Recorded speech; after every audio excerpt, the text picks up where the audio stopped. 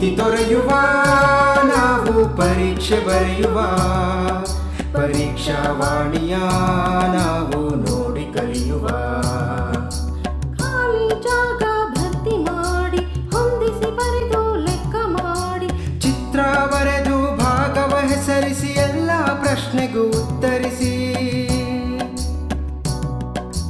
Pass fail ಗೆಲುವು ಸೋಲು ಜೀವನ ಎಲ್ಲಕ್ಕಿಂತ ಮಿಗಿಲು ಅಂಕಗಳೆಂದರೆ ಮೇಲಿನ ತೊಗಟೆ ವಿದ್ಯೆ ಅದರ ಒಳಗಿನ ತಿರುಳು ಭೀತಿ ತೊರೆಯುವ ನಾವು ಪರೀಕ್ಷೆ ಬರೆಯುವ ಪರೀಕ್ಷಾವಾಣಿಯ ನಾವು ನೋಡಿ ಕಲಿಯುವ ಪರೀಕ್ಷಾವಾಣಿಯ ನಾವು ನೋಡಿ ಕಲಿಯುವ ಪರೀಕ್ಷಾವಾಣಿಯ ನಾವು ನೋಡಿ ಕಲಿಯುವ ಪರೀಕ್ಷಾವಾಣಿ. Hello dear students, welcome to Pariksha Vani. I am Srinivasa Prasad, teacher in Social Science, St. Joseph Indian High School. Today we will discuss 5 lessons in Geography, Unit number 6, Indian Water Resource. In this chapter, let us know the importance of water resource, irrigation and its need in India. Types of irrigation, in that tank irrigation, canal irrigation as well as well irrigation, plus multi-purpose river valley projects. All these projects will be discussed now. Today let us know the importance of water. Water is one of the most precious natural resource. You know very well, without which life is impossible. India is endowed with substantial water resource. We have rivers, lakes, ponds and sufficient monsoon, right? How do we use this? Major amount of this water resource is used for agriculture, right? Water resource is of two types: surface water, groundwater resource. Surface water resource are rainfall, rivers, lakes, tanks and springs.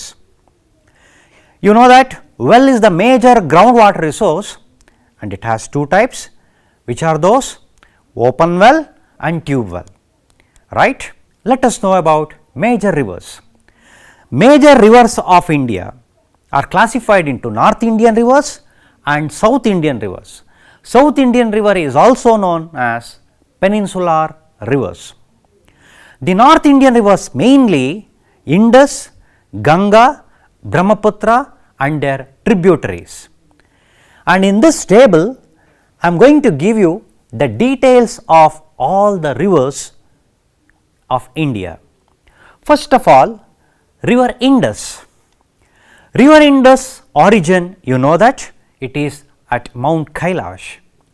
Jhelum, Chenab, Beas, Ravi and Sutlej are its branches, correct? Its end point is in Arabian Sea. Through Karachi it ends Arabian Sea.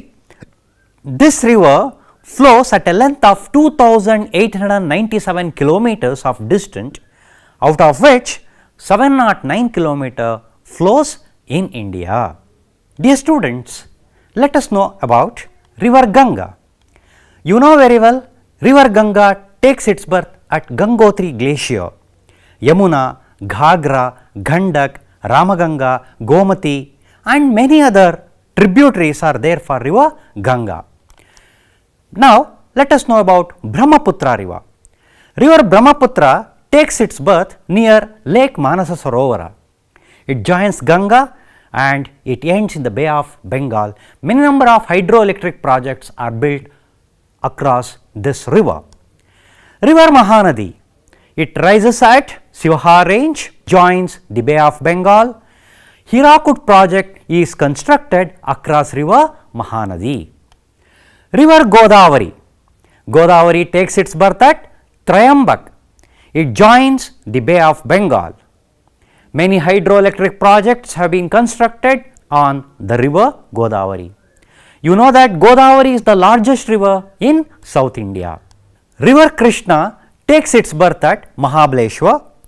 Nagarjuna Sagara project is built at Nandikonda village in Telangana.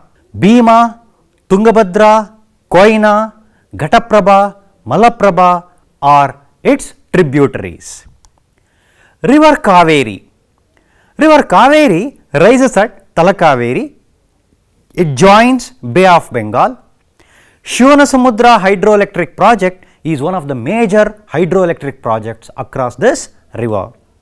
Hemavati, Shimsha, Kapila, Arkavati, Lakshmana Tirtha, Suvarnavati, Bhavani are the tributaries of river Kaveri.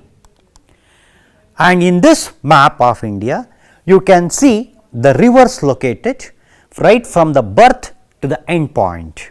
Right? You need to draw all these mentioned rivers in the map of India and learn its location. Let us move on to the next topic, important west flowing rivers. The important west flowing rivers of India are Narmada, Sabaramati, Zuari, Sharavati, Tapi, Mandovi, Bedti, Kali and many others, right. Netravati and Periyar too flow towards west and join Arabian Sea. Now, let us move on to the new topic, irrigation. The artificial supply of water for the purpose of agriculture is called irrigation. What is the need of irrigation? You know very well that Indian monsoon is uncertain, right. It is not regular one and insufficient. Indian monsoon is not regular, Indian monsoon is uncertain, correct. Therefore, irrigation is very much required. Moreover, Indian agriculture is dependent on monsoon rainfall, but this monsoon rainfall is uncertain, unevenly distributed and seasonal. And moreover, certain crops like paddy and sugarcane require large amount of water, hence irrigation is very much required. Let us see the three types of irrigation. As I told you earlier, well irrigation, tank irrigation, canal irrigation are the three types of irrigation. Nearly 60.7% of the total irrigated area is from well irrigation. Well irrigation is possible even in the areas of low rainfall, correct, and it is to access well, it is easy, it is cheap, right, and it does not require a so huge technology too. Canal irrigation, about 27% of the total irrigated area is under canal irrigation. You know that there are two types of canal irrigation, one is inundation canal, other one is perennial canal. You need to know the difference between these two. Uttar Pradesh, Punjab, Bihar, Haryana, Andhra Pradesh etc. have maximum area of cultivated area under canal irrigation. In canal irrigation there are two types, as I told you. Inundation canal, what is that? Water is drawn directly from the river without building a dam. It is called inundation canal, which is also called flood canal. Perennial canal means dams are constructed across the river and water is stored in the reservoir and used it for agriculture, that is called perennial canal. What is a tank? A tank is a natural or man-made hollow on the earth's surface into which rainwater is collected. In India, only about 3% of the total irrigated area under tank irrigation. Tamil Nadu, Andhra Pradesh, Maharashtra, Karnataka, Odisha, few other states have tank irrigation. Now, let us go to the next topic, multi-purpose river valley projects. The main purpose of multi-purpose river valley project are to provide water for irrigation, to control the floods, to generate hydroelectricity, to prevent soil erosion, etc. All these points you need to memorize. Let us see the major multi-purpose projects. Damodar River Valley Project, Bakranangal River Valley Project, Hirakud Project, Tungabhadra Project, Upper Krishna Project, Kosi project, all these projects are major multi-purpose river valley projects. Now, let us know each and every project in detail. First of all, Damodar Valley project. It has been designed on the lines of Tennessee Valley Authority of USA. River Damodar, earlier it was called Sorrow of Bengal, but today dams at Tilaya, Konar, Maitan and Panchet Hills prevent the chances of flood. Let us go to the next topic, Bakra Nangal project. This project comprises of two dams, one is at Bakra, other one is at Nangal. This project is built across the river Sutlej. Govinda Sagar is the reservoir, right. The purpose you know very well, flood control, irrigation facilities, generation of hydroelectricity, all these are the major purpose of Bakra Nangal project. You know that Bakra dam is having 226 meters high and it is the highest gravity dam in India. Dear students, all these projects you need to locate in the map, so you may have one of these projects for the location. Hirakud project. This project comprises of the construction of 3 dams on the river Mahanadi, right. Hirakud is the longest dam in India. It is the main project of Odisha. Tungabhadra project. Tungabhadra project is a joint venture of Karnataka and Andhra.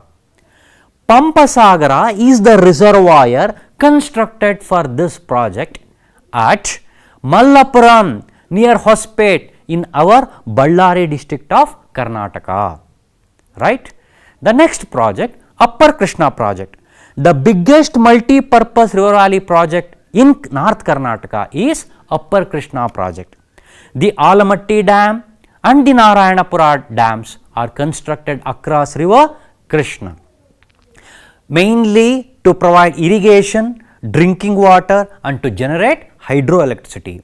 The major districts like Kalburgi, Yadgir and few parts of Belagavi district get benefit from this project. The Kosi project, it is a joint venture project of India and Nepal. The benefits are shared by both the nation. A dam is built across the river Kosi at Hanuman Nagar in Nepal. The Raihand Valley project, one of the last project in this row, it is built across river Raihand. Flood control and prevention of soil erosion are the major purpose behind it. Govinda Vallabha Pant Sagar is the reservoir constructed for Raihand Valley project. Nagarjuna Sagara project, it is built across river Krishna near Nagarjunakonda in Telangana. Irrigation and power generation are the main purpose of this project. See, in this map of India, all the rivers and the projects constructed on the river are shown. Please learn to locate the projects. It will definitely help you in the examination point of view. Dear students, now let us move on to the new topic, new unit number 7, Indian land resources. Land use pattern of India.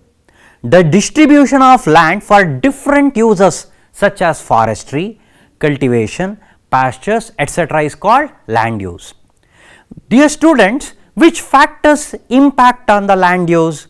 You know that first of all relief features, climate, soil, population density, socio-economic and technical factors. All these issues influence the land use, right. Now, let us see the classification of land use. Net area zone, forest area, land not available for cultivation, fallow land, cultivable waste land, permanent pasture and other grazing land, land under miscellaneous use, all these are different types of land pattern in India. Let us discuss one by one. Net area zone. Net zone area includes land that can be used to cultivate the crops. You know that 46.2% of the total reported area of the country is net area zone. Punjab, Haryana, West Bengal, Uttar Pradesh, most of these states have maximum extent of net area zone. Forest area, 22.8% of the total reported area of the mainland is covered by forest. Madhya Pradesh has the largest area under forest. Land not available for cultivation, this is the third type of land use practiced in India. Land used for non-agriculture purpose like human settlements, roadways, railways, canals, mountains, etc. come under this type of category. Fallow land, it refers to the land which is not used for cultivation. About 8.2% of the reported area come under fallow land. It is largely found in Mizoram, Tamil Nadu, Meghalaya. Meaning of agriculture, tilling of the soil for raising food crops and raw materials needed by human beings is called agriculture. You know the importance of agriculture? Nearly 65% of the people in India depend on agriculture for their livelihood. The economic progress of the country depends on the progress of the agriculture, right? Not only this, agriculture provides food for people and also fodder for animals. It provides raw material for agro-based industry. All these points you need to note down. And country's economic progress, country's national income, right? Everything depends on the success of agriculture, right? Let us see types of farming practiced in India. Subsistence farming. In subsistence farming there are two types, shifting farming and sedentary farming. Intensive farming, commercial farming, mixed farming, plantation farming, dry farming, humid farming as well as irrigation farming. Subsistence farming is a type of farming in which the production of crops is consumed almost by the farmer, right. In the northeastern states, Odisha and few parts of Madhya Pradesh, people practice subsistence farming. As I told you, there are two types in subsistence farming. One is shifting subsistence farming, other one is sedentary subsistence farming. Here I have shown you both the types of farming. Shifting means it is a type of agriculture practiced by our farmers where a patch of forest is cleared and are burnt and they grow the crops. 1 or 2 years they stay there. Once the fertility of the soil is reduced, they shift their location to some other area of the forest. This is called shifting subsistence farming. What is sedentary farming? Here farmer stays in that particular area. It is a cultivation of land at a fixed location instead of shifting. Let us see intensive farming. It is a method of farming in which a large amount of capital and labor are applied per unit of land. It is called intensive farming. The main purpose is to grow 2 or more crops, maximum output in a small land holdings. Let us see the next type of farming practiced, commercial farming. Commercial farming is a system in which crops are grown for the purpose of market, earn money. Next type of farming is mixed farming. Agriculture involving the cultivation of crops and livestock rearing is called mixed farming. Farmers get income from both, that is agriculture as well as livestock rearing, right. Now let us go to the next type of farming, plantation farming. Plantation farming refers to the cultivation of single crop on large estates for the market. It requires more labor and capital. For example, coffee, tea, rubber, coconut are cultivated in plantation farming. Dry farming, it is a method of farming where the agriculture is carried on in an area where scanty rainfall is received, right. Example, Rajasthan. Humid farming refers to the cultivation of crops in areas which receive sufficient rainfall, right. It is found along the west coast of India and other areas which receive sufficient rainfall. And the last one, irrigation farming.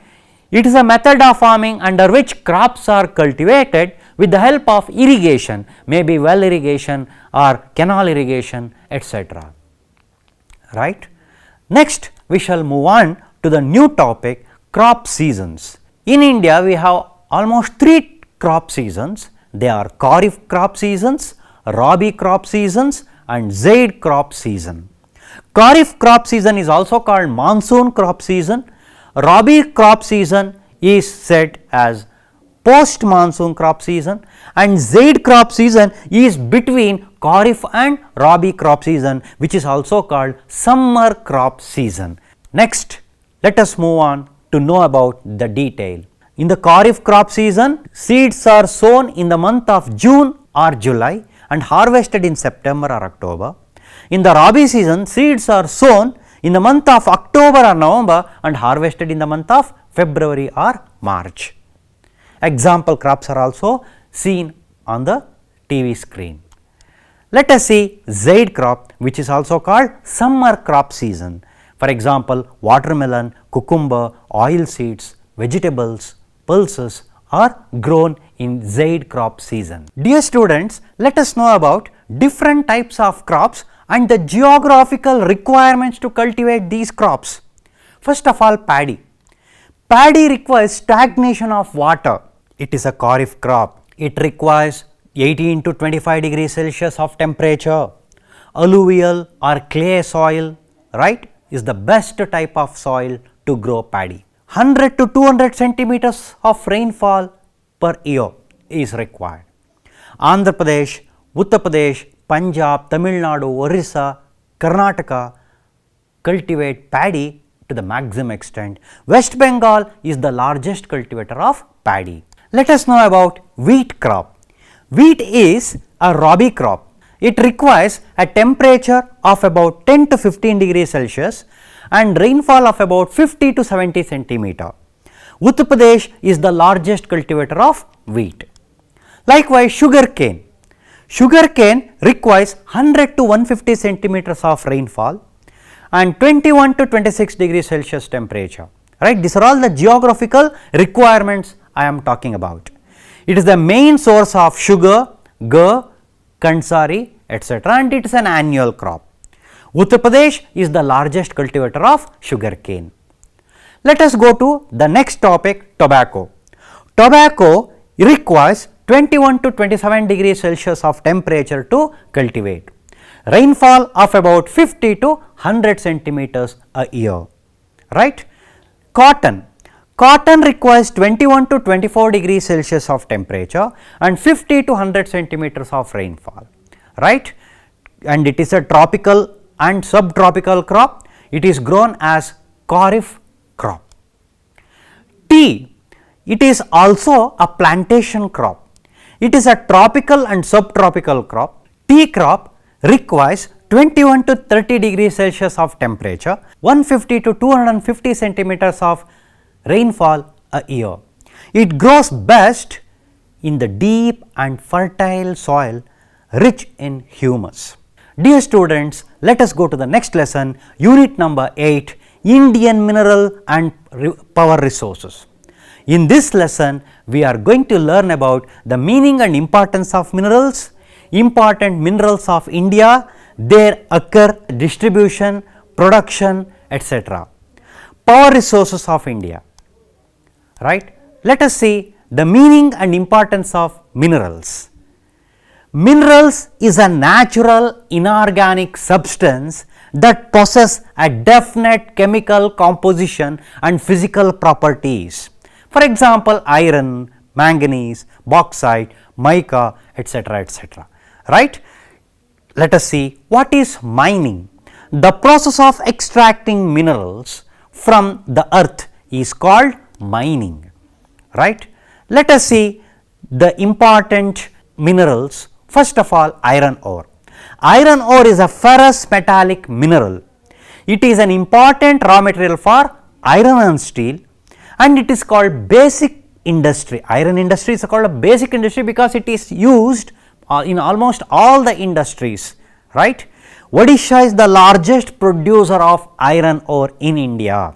For example, Mayurbhanj, Kiongar, Sundargarh, Cuttack and Korapat. In all these places of Odisha, we get abundant good quality of iron ore. It is available at Sandur, Hospet in Ballari district, Kemmannagundi, Kudremukh of Chikmagaluru areas in Karnataka. Let us go to the next topic, manganese.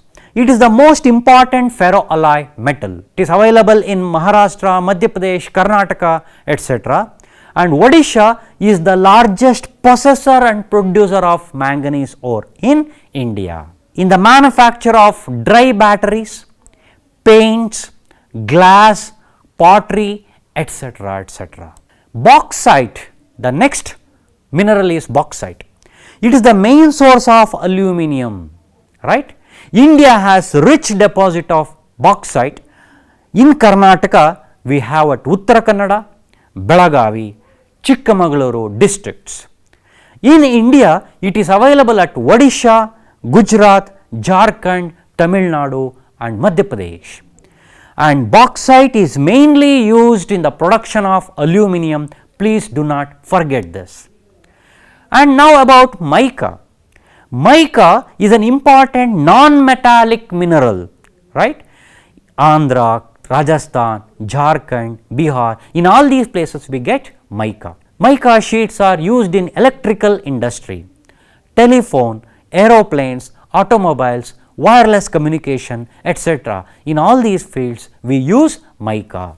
Recently, the export of mica has declined, you know very well, because synthetic mica is being produced in many countries and synthetic mica is used in the place of mica. Therefore, our export of mica has declined. Let us see power resource. The meaning and importance of power resource. The resources which are necessary for the generation of energy is called power resource.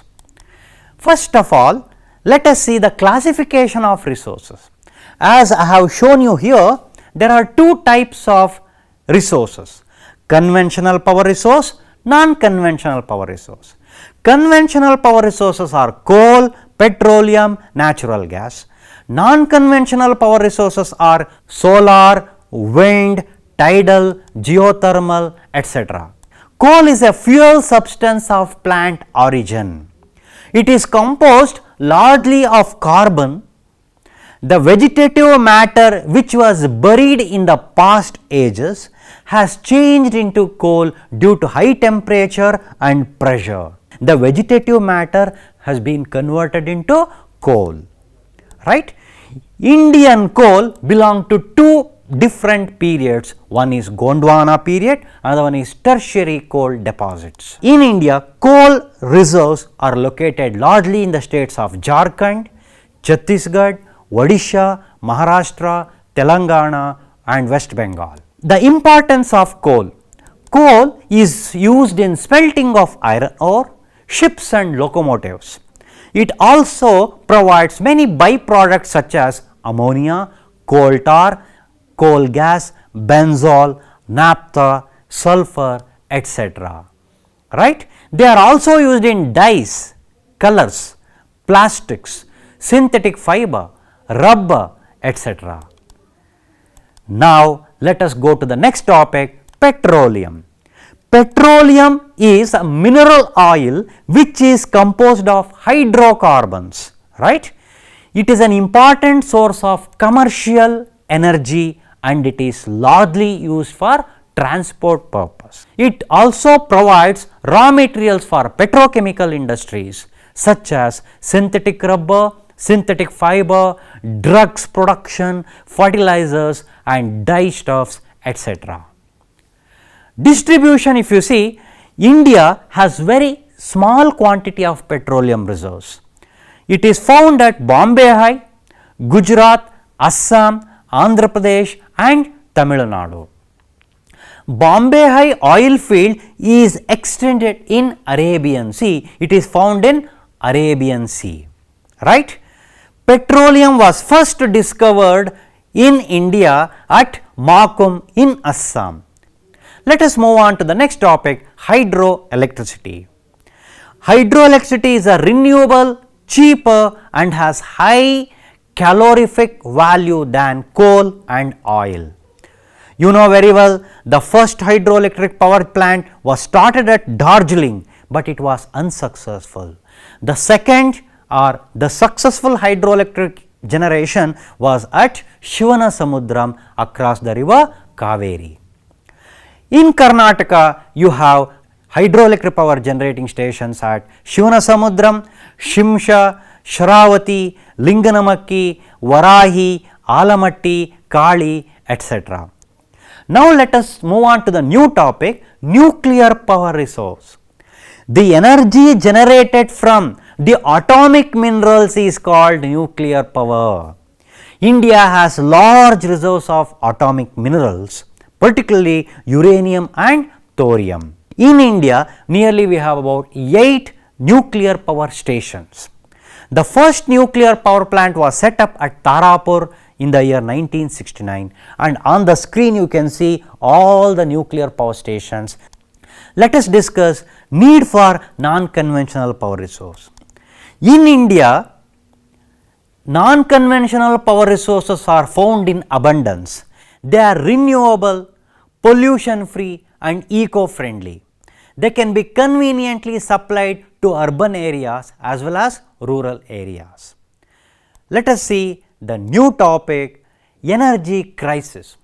In India, one of the important problems we are facing today is energy crisis, right?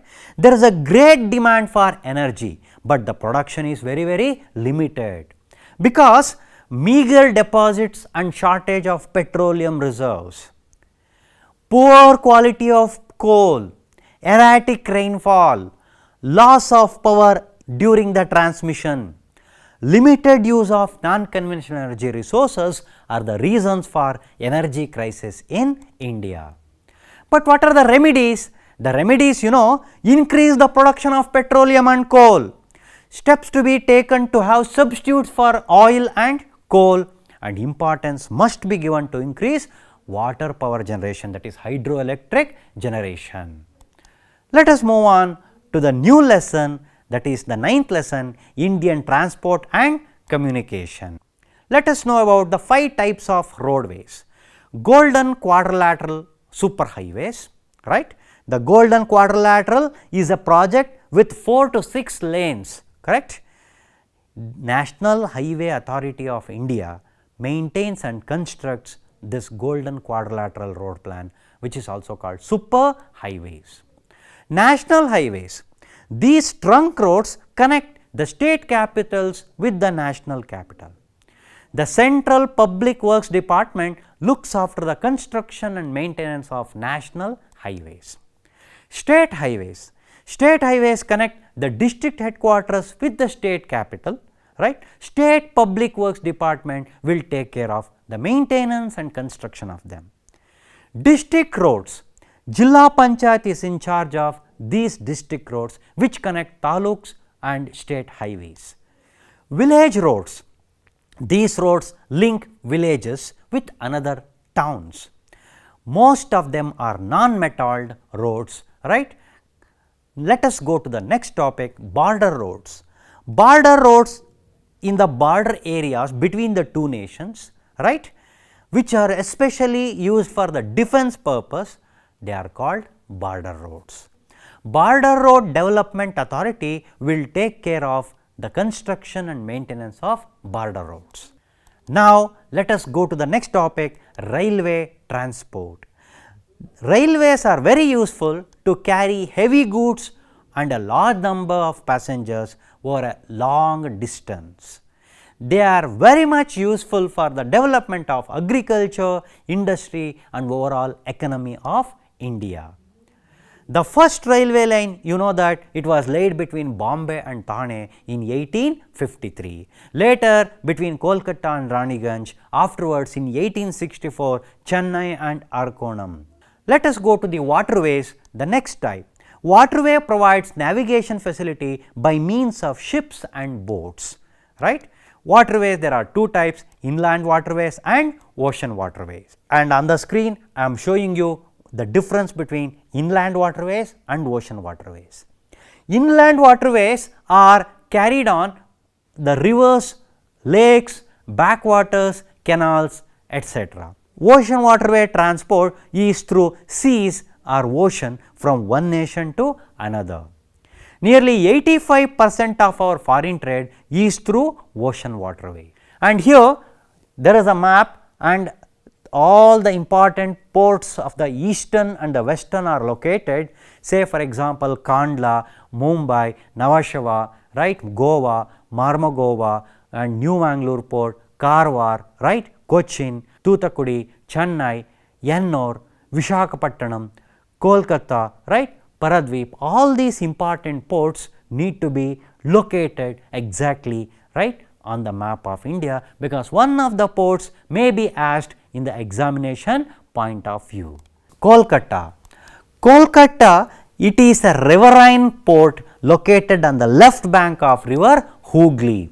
It is the second biggest port of India and the largest terminal port of Southeast Asia, we say, and dredging is the most essential factor in Kolkata.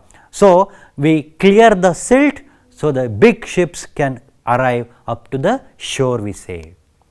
Let us go to the next topic, air transport. Air transport is the quickest means of transport. It is very much useful during the war, floods, earthquake, right? It is very much useful. And in India, right, we are having two types of airport: Air India International, which provides service between India and various other countries, and domestic flights, that is Indian Airlines within the country and maximum neighboring nations. Many private air transport companies are also serving today, right. Next, let us know, see on the screen you have many international ports here. Indira Gandhi International Airport, it is situated at Delhi. Chhatrapati Shivaji International Airport, IA stands for International Airport, Mumbai. Netaji Subhash Chandra Bose International Airport, Kolkata. Like this, all these are important international airports of India. Now, let us go to the next topic, communication of this lesson. What is the importance of communication? Communication helps in quick transmission and dissemination of idea, information or messages from one person to another, right. Let us see the importance of communication. Communication enables us to know about natural hazards and disasters, weather forecasting, etc. It helps in the progress of trade, industry and agriculture, and also provides entertainment and very effective in maintaining unity and integrity, right. Likewise, in India we have two modes of communication. One is personal communication, other one is mass communication. Letters, that is post, telephone, telegram, fax, email, internet, seminars, conferences, these are all examples for personal communication. Newspaper, radio, television, magazines, books, they come under mass communication. Radio and television. Radio and TV play a very vital role in spreading the information, right. Our farmers get up to date information about agricultural problems, farm commodity prices, right, etc., etc. Weather forecast, modern methods of cultivation, everything is telecasted or broadcasted in TV and radio. Likewise, some information, All India Radio, AIR, was coined in the year 1936. It also came to be known as Akashvani from 1957 onwards. TV broadcasting was started under the name of Doordarshan at Delhi in 1959.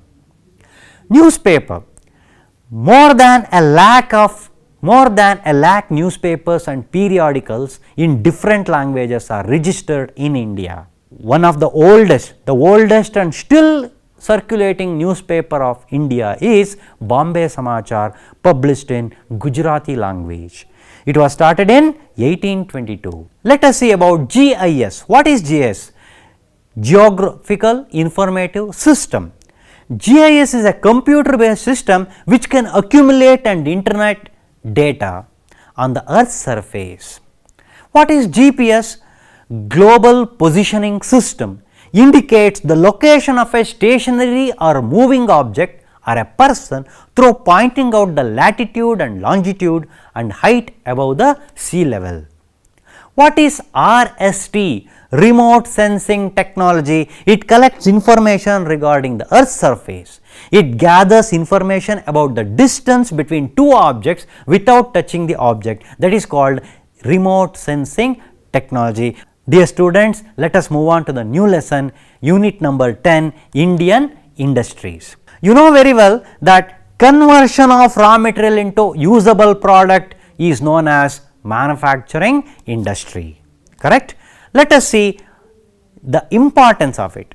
Industries help to increase the national and per capita income. They earn good foreign exchange, create lots of employment opportunity, increase the standard of living of the people. Likewise, which factors help in the localization of industry? Supply of raw material, supply of power, transport and communication facility, market facility, government policy, good climate, all these factors influence the localization of industries. Likewise, which are the major industrial zones? On the screen you can see all the industrial zones are displayed: Hooghly, Kolkata region, Mumbai, Pune region, Ahmedabad, Vadodara region, and Madurai, Coimbatore region, Delhi, Meerut region, etc. All these are major industrial regions of the nation. First of all, iron and steel industry. This is a basis of all other industry, because whether to produce engineering tools, locomotives, machine tools, automobiles, agricultural equipments, we depend on iron and steel industry. That is why it is the basis of all industries, correct. Let us see which factors influence the location of iron and steel industry. Supply of iron ore, coking coal, hydel power, railway transport, port facility, plenty of water supply, etc., and even cheap labor, all affect the establishment of iron and steel industry. Let us see the industry, iron and steel industries and public sector. Indian Iron and Steel Company, Vishveshwaraya Iron and Steel Company, Hindustan Steel Limited at Bhilai, Durg district in Chhattisgarh, Hindustan Steel Limited at Rourkela in Sundargarh district of Odisha. All these industries are under public sector. Now, let us move on to aluminum industry. Aluminum is the most important non-ferrous metal. It has wide range of uses. For example, it is used in the production of aeroplane, automobiles, railways, ships, household appliances, etc. The factor that influence the localization of aluminum industry is availability of bauxite, supply of hydroelectric power, wide market and capital. Cotton textile industry.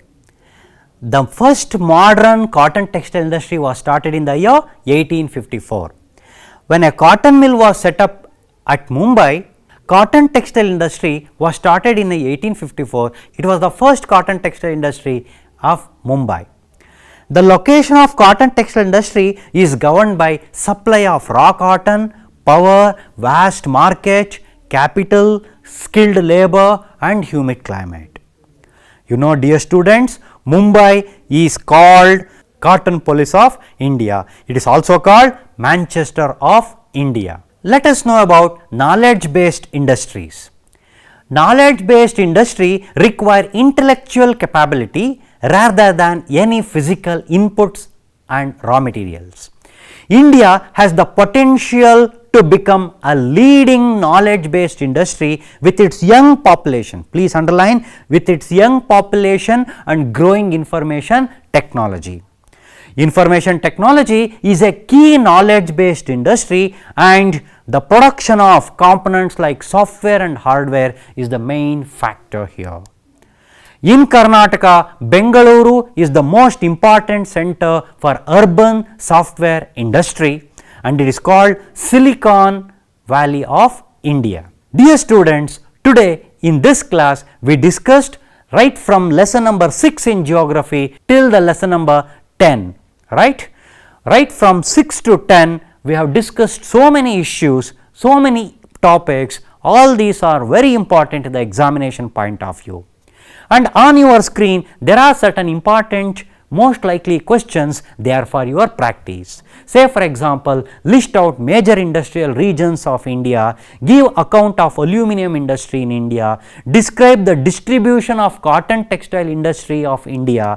Like this, give an account of railways, explain briefly the importance of transport, write a note on airways. So these are all the important questions which you need to practice. Distinguish between Kharif and Rabi crop season, the conditions required for sugar cultivation, what are the beverage crops, explain the role of horticulture. I hope you understood all this and you revise and prepare well for the examination point of view.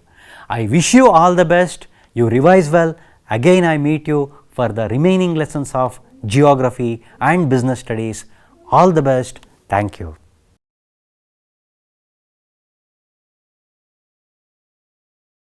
प्रिय छात्राः, इदानीं संस्कृतप्रथमभाषायाः पुनर्मननकक्षायाः कृते स्वागतं व्याहरामि. ಇಂದಿನ ಪ್ರಥಮಃ ಪಾಠ ಉಪನಿಷದ್ ವಚನಂ. ಪ್ರತಿದಿನ ತರಗತಿಯ ಕೊನೆಯಲ್ಲಿ ನಿಮಗೆ ಕಂಠಪಾಠಕ್ಕೆ ಮೀಸಲಾಗಿರುವಂತಹ ಸುಭಾಷಿತಾನಿ ಎನ್ನುವಂಥ ಪದ್ಯಭಾಗದ ಪ್ರತಿದಿನ ಎರಡೆರಡು ಶ್ಲೋಕಗಳನ್ನು ಧ್ವನಿಮುದ್ರಿಕೆಯ ಮೂಲಕ ನಿಮಗೆ ಕೊಡ್ತಾ ಇದ್ದೀವಿ. ಅದನ್ನು ನೀವು ಪ್ರತಿದಿನವೂ ಸಹ ಕೇಳಿ ಕಂಠಪಾಠ ಮಾಡುವುದರ ಮೂಲಕ ಉಚ್ಚಾರಣಾ ದೋಷಗಳು ಇವೆಲ್ಲ ಮತ್ತು ಬರೆಯುವಾಗ ನೀವು ಏನೇನು ತಪ್ಪುಗಳನ್ನು ಮಾಡ್ತೀರಿ ಅವುಗಳನ್ನು ಸರಿಪಡಿಸಿಕೊಳ್ಳುವುದಕ್ಕೆ ನಿಮಗೆ ಬಹಳ ಸಹಾಯವಾಗುತ್ತೆ ಎನ್ನುವುದು ನಮ್ಮ ಅಭಿಪ್ರಾಯವಾಗಿದೆ. ಯಾಕೆಂದರೆ 4 ಅಂಕಗಳನ್ನು ನಿಮಗೆ ಸುಭಾಷಿತಕ್ಕೆ ಇಟ್ಟಿದ್ದಾರೆ, ಅಲ್ಲಿ ಯಾವುದೇ ರೀತಿಯ ತಪ್ಪುಗಳಾಗಬಾರ್ದು. ಈ ದಿನದ ಪ್ರಥಮ ಪಾಠ ಉಪನಿಷದ್ ವಚನಂ. ಉಪನಿಷತ್ ಇಲ್ಲಿ 2 ಉಪಸರ್ಗಗಳಿಂದ ಕೂಡಿಕೊಂಡಿದೆ. ಉಪ ಮತ್ತು ನೀ ಎನ್ನುವಂಥ 2 ಉಪಸರ್ಗಗಳು ಸೇರಿ ಸದ್ದೆನ್ನುವಂಥ ಧಾತುವನ್ನು ಸೇರಿಸಿಕೊಂಡು ಈ ಉಪನಿಷತ್ ಎನ್ನುವಂತಹ ಒಂದು ಪದದ ನಿಷ್ಪತ್ತಿಯಾಗಿದೆ. ಉಪ ಅಂದರೆ ಈಗಾಗಲೇ ನೀವು ಅವ್ಯಯಭಾವ ಸಮಾಸದಲ್ಲಿ ವ್ಯಾಕರಣದಲ್ಲಿ ಅಧ್ಯಯನ ಮಾಡಿದ್ದೀರಿ. ಉಪ ಅಂದರೆ ಸಮೀಪ ಅಂತ ಅರ್ಥ, ಸಮೀಪೆ. ನೀ ಅಂದರೆ ಶ್ರದ್ಧೆಯ, ಸದ್ ಅಂದರೆ ಉಪವಿಶ್ಯ, ಕುಳಿತುಕೊಂಡು. ಅಂದರೆ ಪ್ರಾಚೀನ ಕಾಲದ ಗುರುಕುಲದಲ್ಲಿ ಶಿಷ್ಯರು ಗುರುಗಳ ಅತ್ಯಂತ ಸಮೀಪದಲ್ಲಿ ಕುಳಿತು ವಿದ್ಯೆಯನ್ನು ಪಡೀತಾ ಇದ್ದರು. ಅಂದ ಉಪನಿಷತ್ ಎನ್ನುವುದಕ್ಕೆ ನಾವು ಏನು ಅರ್ಥ ಹೇಳ್ಬೋದಂದರೆ ಗುರೋಹೋ ಸಮೀಪೆ ಶ್ರದ್ಧೆಯ ಉಪವಿಶ್ಯ ಪ್ರಾಪ್ಯಮಾನ ವಿದ್ಯಾ ಎನ್ನುವುದಾಗಿ ಅರ್ಥವನ್ನು ವಿವರಣೆ ಕೊಡಬಹುದು. ಮತ್ತು ಈ ಉಪನಿಷತ್ತಿಗೆ ಇನ್ನೊಂದು ಹೆಸರು ವೇದಾಂತಹ. ಇದಕ್ಕೆ ಆ ಹೆಸರು ಬರೋದಕ್ಕೆ ಕಾರಣ ಏನಾಗಾದರೆ ಇದು ಉಪನಿಷದ ಎನ್ನುವಂಥದ್ದು ವೇದಸ್ಯ ಅಂತಿಮ ಭಾಗ, ಲಾಸ್ಟ್ ಪಾರ್ಟ್ ಆಫ್ ವೇದ ಉಪನಿಷತ್. ಆದ್ದರಿಂದ ಇದಕ್ಕೆ ವೇದಾಂತಹ ಎನ್ನುವಂತಹ ಇನ್ನೊಂದು ಹೆಸರು ಬಂದಿದೆ. ಹಾಗೆ ಇನ್ನೊಂದು ಅರ್ಥವೂ ಸಹ ಇದೆ. ಉಪನಿಷತ್ ನಾಮ ವೇದಸ್ಯ ಸಾರಭೂತ ಭಾಗ. ವೇದದಲ್ಲಿ ಏನಿದೆ ಅದೆಲ್ಲರ ಸಾರಾಂಶವನ್ನು ಉಪನಿಷತ್ತು ವರ್ಣನೆ ಮಾಡುವುದರಿಂದ ಇದಕ್ಕೆ ವೇದಾಂತಹ ಎನ್ನುವಂಥ ಹೆಸರು ಬಂದಿದೆ ಎನ್ನುವುದಾಗಿ ಹೇಳ್ತಾರೆ. ಹಾಗೆ ಉಪನಿಷತ್ತು ಎಷ್ಟಿದೆ ಅಂತ ಕೇಳಿದ್ರೆ ಶತಾಧಿಕ ಉಪನಿಷದ ಸಂತಿ, 100ಕ್ಕಿಂತಲೂ ಹೆಚ್ಚು ಉಪನಿಷತ್ತಿದೆ. ಆದರೆ ತೇಷು ದಶೋಪನಿಷದ ಅತ್ಯಂತ ಪ್ರಸಿದ್ಧಾ. ಈಶಾ, ಕೇನ, ಕಟ ಇತ್ಯಾದಿ 10 ಉಪನಿಷತ್ತುಗಳು ಬಹಳ ಪ್ರಸಿದ್ಧವಾಗಿದೆ. ಹಾಗೆ ಈ ಉಪನಿಷತ್ತನ್ನು ಯಾವಾಗ ಮಾಡ್ತಾಯಿದ್ರು? ಉಪನಿಷದ ಅಧ್ಯಯನೇನ ಜೀವನಸ್ಯ ಮಾರ್ಗದರ್ಶನಂ ಭವತಿ. ಉಪನಿಷತ್ತನ್ನು ತಿಳಿದುಕೊಳ್ಳುವುದರಿಂದ ನಮ್ಮ ಜೀವನಕ್ಕೆ ಅದು ಮಾರ್ಗದರ್ಶನವನ್ನು ನೀಡುತ್ತೆ. ಈ ದೃಷ್ಟಿಯಿಂದ ಉಪನಿಷತ್ತುಗಳನ್ನು ನಾವು ಅಧ್ಯಯನ ಮಾಡಬೇಕು. ವೇದದಲ್ಲಿ 4 ಭಾಗಗಳಿದೆ, ಅವುಗಳಲ್ಲಿ ಕೊನೆಯದು ಉಪನಿಷತ್. ಪ್ರಾಚೀನ ಕಾಲದಲ್ಲಿ ಅಧ್ಯಯನ ಮುಗಿಸಿ ಸಂಸಾರಕ್ಕೆ ಹೋಗಲು ಅನುವು ಮಾಡಿಕೊಡಲು ಕೊನೆಯಲ್ಲಿ ಈ ಉಪನಿಷತ್ತನ್ನು ಬೋಧನೆ ಮಾಡ್ತಾಯಿದ್ರು. ಹಾಗೆ ಮೊದಲನೇ ಮಂತ್ರವನ್ನು ನೋಡೋಣ. ಈಶಾವಾಸ್ಯಮಿದಂ ಸರ್ವಂ ಯತ್ಕಿಂಚ ಜಗತ್ಯಾಂ ಜಗತ್ ತೇನ ತ್ಯಕ್ತೇನ ಭುಂಜೀತಾಃ ಮಾಗ್ರದಃ ಕಸ್ಯ ಸ್ವಿದ್ದನಂ. ಹಾಗೆ ಇದರ ಅರ್ಥ ಏನು? ಈಶಾವಾಸ್ಯಮಿದಂ ಸರ್ವಂ ಅಂದರೆ ಇಲ್ಲಿ ಈಶಾ ಅಂದರೆ ದೇವರು, ಭಗವಂತ. ಈಶಾವಾಸ್ಯ ಇದಂ ಸರ್ವಂ, ಇದಂ ಸರ್ವಂ ಅಂದರೆ ಈ ಜಗತ್ತಿನಲ್ಲಿರುವಂತಹ ಎಲ್ಲ ಚರಾಚರ ವಸ್ತುಗಳೂ ಸಹ ಆ ಭಗವಂತನಿಂದ ವ್ಯಾಪಿಸಲ್ಪಟ್ಟಿದೆ. ಆದ್ದರಿಂದ ಈ ಜಗತ್ತಿನಲ್ಲಿರುವ ಎಲ್ಲ ಚರಾಚರ ವಸ್ತುಗಳು ಸಹ ಆ ಭಗವಂತನಿಂದ ವ್ಯಾಪ್ತವಾಗಿದೆ. ಹಾಗೆ ಚರಾಚರ ವಸ್ತುಗಳು ಅಂದ್ರೇನು? ಜೀವ ಮತ್ತು ನಿರ್ಜೀವ ವಸ್ತುಗಳು, living and non living things ಅಂತ ಹೇಳ್ತೇವೆ. ಜೀವ ಮತ್ತು ಜೀವ ಇಲ್ಲದೇ ಇರುವಂಥ ಎರಡೂ ವಸ್ತುಗಳು ಸಹ ಆ ಭಗವಂತನಿಂದ ವ್ಯಾಪಿಸಲ್ಪಟ್ಟಿದೆ. ಯತ್ಕಿಂಚ ಜಗತ್ಯಾಂ ಜಗತ್, ಕಿಂಚ ಅಂದರೆ ಸೂಕ್ಷ್ಮವಾದ, ಅತಿ ಸೂಕ್ಷ್ಮವಾದಂಥ ವಸ್ತುಗಳನ್ನೂ ಸಹ ಆ ಭಗವಂತನು ವ್ಯಾಪಿಸಿಕೊಂಡಿದ್ದಾನೆ. ಆದ್ದರಿಂದ ಈ ದೇವರು ಎನ್ನುವಂಥವನು ಸರ್ವಾಂತರ್ಯಾಮಿ ಅಂತ ಹೇಳ್ತೇವೆ. ದೇವ ಸರ್ವತ್ರ ಅಸ್ತಿ ಅಂತ ಹೇಳ್ತೇವೆ. ಭಗವಂತನು ಎಲ್ಲ ಕಡೆಗೂ ವ್ಯಾಪಿಸಲ್ಪಟ್ಟಿದ್ದಾನೆ. ಎರಡನೇ ಸಾಲಿನಲ್ಲಿ ಹೇಳ್ತೀವಿ, ತೇನ ತ್ಯಕ್ತೇನ, ಈ ಜಗತ್ತಿನಲ್ಲಿ ಏನೇನಿದೆ ಅವೆಲ್ಲವೂ ಸಹ ಆ ಭಗವಂತನಿಂದ ಕೊಡಲ್ಪಟ್ಟಿದೆ. ತ್ಯಕ್ತೇನ ಭುಂಜೀತಾಹ, ಆ ಭಗವಂತ ನಮಗೆ ಎಲ್ಲವನ್ನ ಕೊಟ್ಟಿದ್ದಾನೆ. ಅದನ್ನು ನಾವು ಹೇಗೆ ಅನುಭವಿಸಬೇಕು ಎನ್ನುವುದನ್ನು ಸಹ ಈ ಉಪನಿಷತ್ತಿನಲ್ಲಿ ವರ್ಣಿಸಲಾಗಿದೆ. ತ್ಯಾಗೇನ ಭುಂಜೀತಾಹ, ತ್ಯಾಗ ಅಂದರೆ ದಾನ ಮಾಡುವುದರ ಮೂಲಕ ಇದನ್ನು ನಾವು ಅನುಭವಿಸಬೇಕು. ಮಾಗ್ರದಃ ಕಸ್ಯ ಸ್ವಿದ್ದನಂ, ಕಸ್ಯ ಸ್ವಿತ್ ಅಂದರೆ ಬೇರೆಯವರ ಸಂಪತ್ತಿಗಾಗಿ, ಕಸ್ಯ ಅಂದರೆ ಕಸ್ಯ ಸ್ವಿತ್ ಅಂದರೆ ಅನ್ಯಸ್ಯ, ಧನಂ ಮಾಗ್ರದಃ, ಮಾ ಅಂದರೆ ನ ಅಂತ ಅರ್ಥ. ಅಲ್ಲಿ ಮಾಗ್ರದಃ ಅಂದರೆ ದುರಾಸೆಯನ್ನು ಪಡಬಾರದು. ಎರಡನೇ ಮಂತ್ರ, ಯಸ್ತು ಸರ್ವಾಣಿ ಭೂತಾನಿ ಆತ್ಮನ್ಯೇವಾನುಪಶ್ಯತಿ ಸರ್ವಭೂತೇಷು ಚಾತ್ಮಾನಂ ತತೋ ನ ವಿಜುಗುಪ್ಸತೆ. ಹಾಗೆ ಈ ಮಂತ್ರದ ಅರ್ಥ ಏನು? ಎಷ್ಟು ಸರ್ವಾಣಿ ಭೂತಾನಿ ಅಂದರೆ ಎಲ್ಲ ಸಕಲ ಜೀವಿಗಳನ್ನೂ ಸಹ ಆತ್ಮನ್ಯೇವ ಅನುಪಶ್ಯತಿ, ನನ್ನಂತೆ ಕಾಣುತ್ತಾನೋ.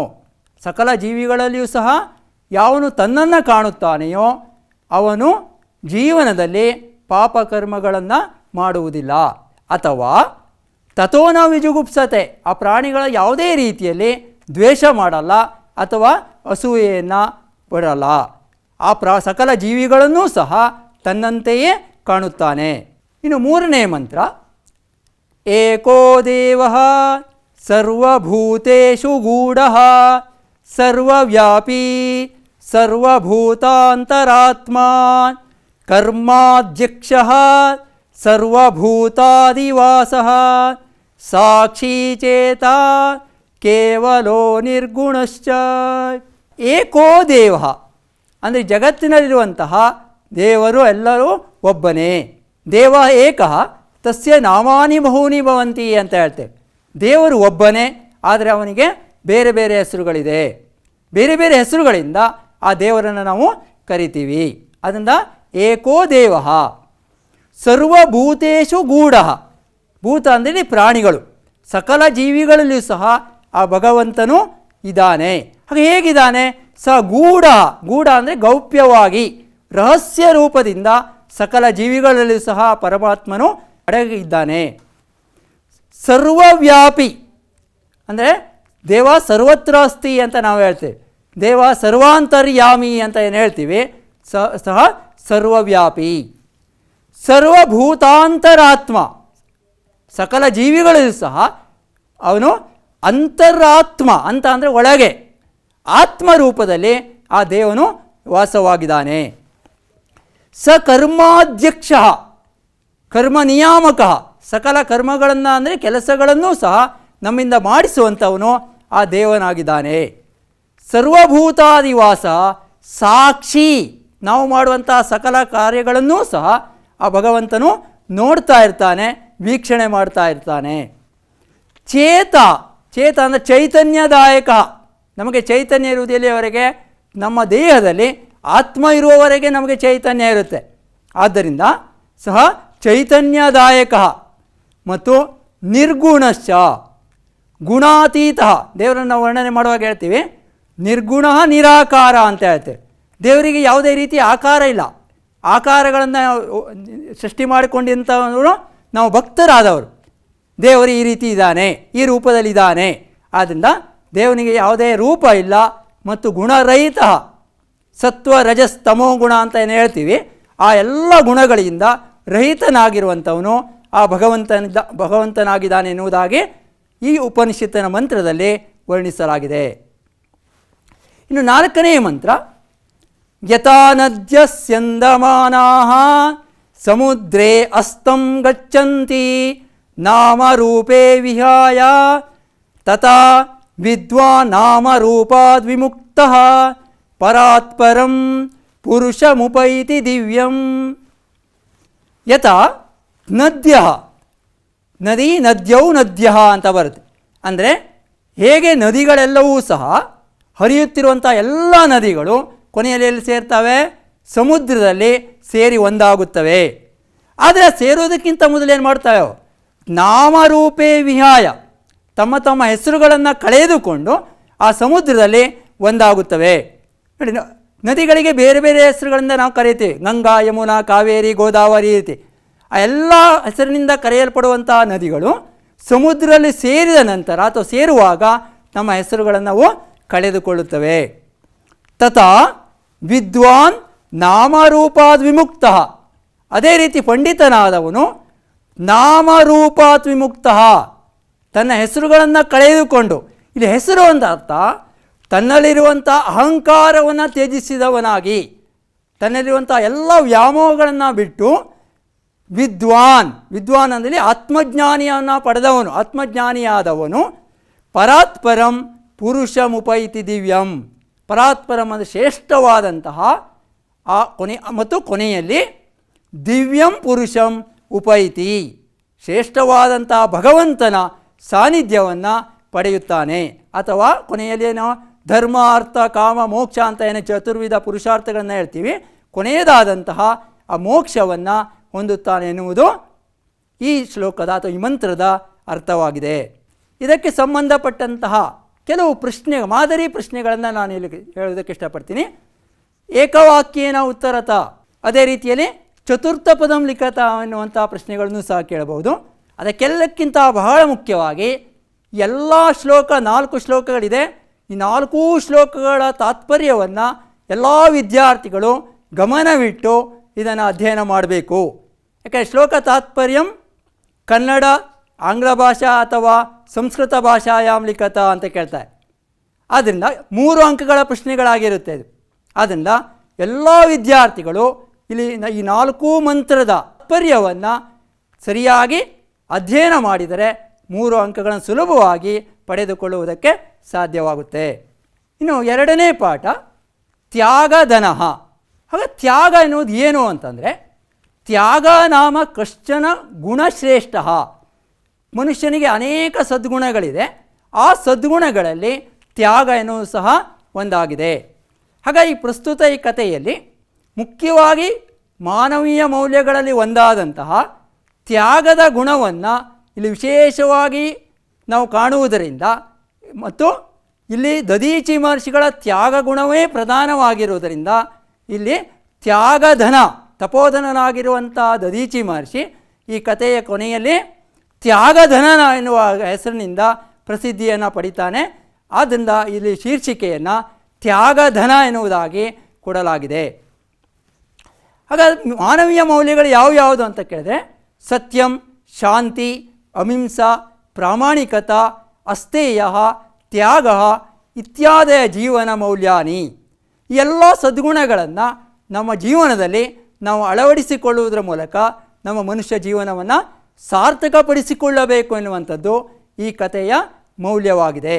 ಏಷಾ ಕಥಾ ಮಹಾಭಾರತಸ್ಯ ಶಲ್ಯಪರ್ವಣಃ ಸ್ವೀಕೃತೋಸ್ತಿ. ಏಕವಾಕ್ಯೇನ ಉತ್ತರಂ ಲಿಖತ ಅಂತ ಕೇಳ್ತಾರೆ ವಿದ್ಯಾರ್ಥಿಗಳೇ. ಇದನ್ನು ನೀವು ಒಂದು ವಾಕ್ಯಕ್ಕೆ ಉತ್ತರವನ್ನು ಬರೆಯಬೇಕಾಗುತ್ತೆ.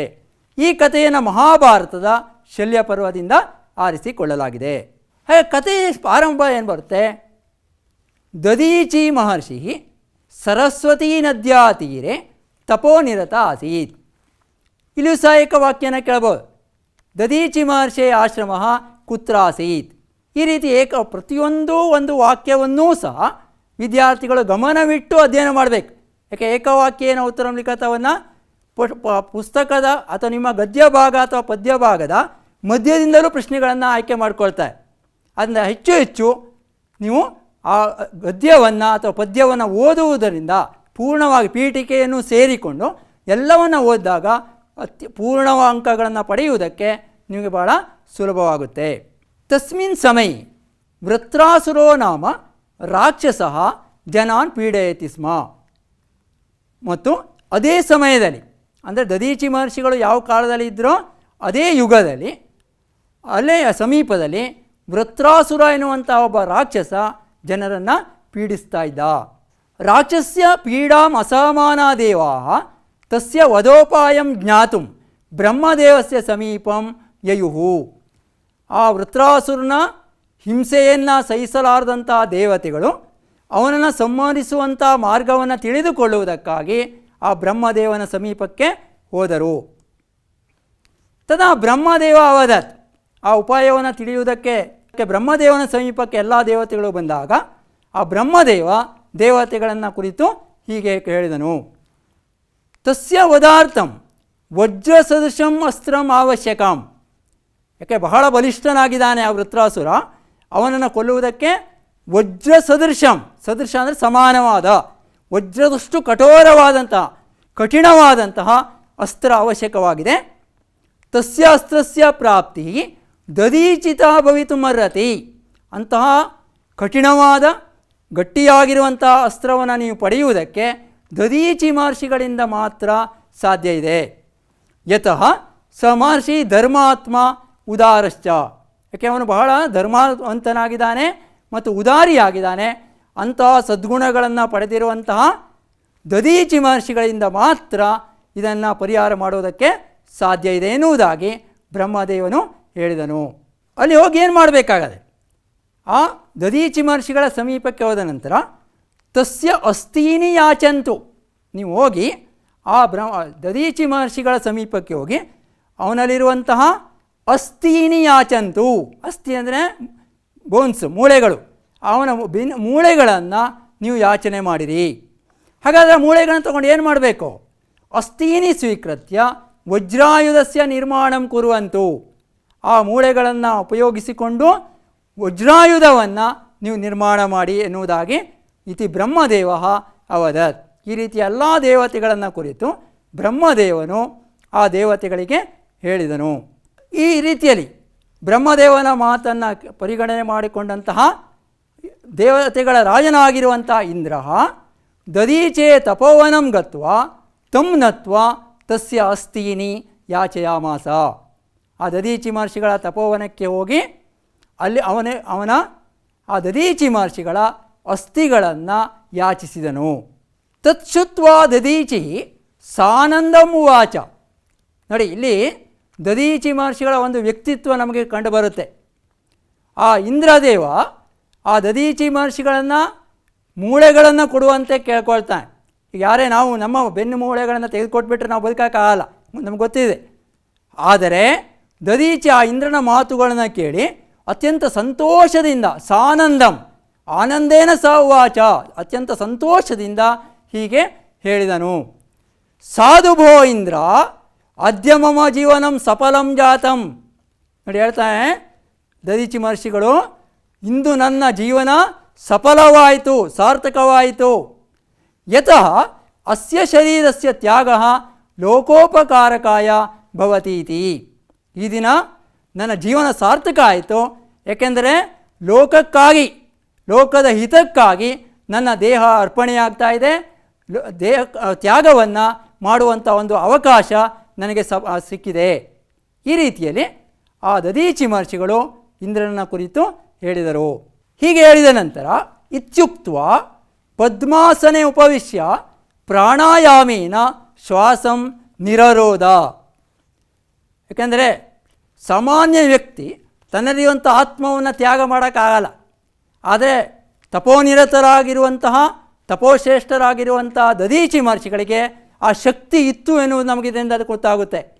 ಹೀಗೆ ಹೇಳಿ ಆ ಪದ್ಮಾಸನದಲ್ಲಿ ಕುಳಿತುಕೊಂಡಂತಹ ದಧೀಚಿ ಮಹರ್ಷಿಗಳು ಪ್ರಾಣಾಯಾಮ ಮೂಲಕ ತಮ್ಮ ಉಸಿರಾಟವನ್ನು ನಿಯಂತ್ರಿಸಿಕೊಂಡರು ಮತ್ತು ಯೋಗೇನ ಪ್ರಾಣತ್ಯಾಗಂ ಕೃತ್ವ ತಮ್ಮ ಯೋಗ ವಿದ್ಯೆಯ ಮೂಲಕ ತಮ್ಮಲ್ಲಿರುವಂಥ ಜೀವವನ್ನು ತ್ಯಾಗ ಮಾಡಿ ದೇಹ ಇಂದ್ರಸ್ಯ ಅಧೀನಾಕೃತಃ ತಮ್ಮ ದೇಹವನ್ನು ಆ ಇಂದ್ರನಿಗೆ ಒಪ್ಪಿಸಿದರು.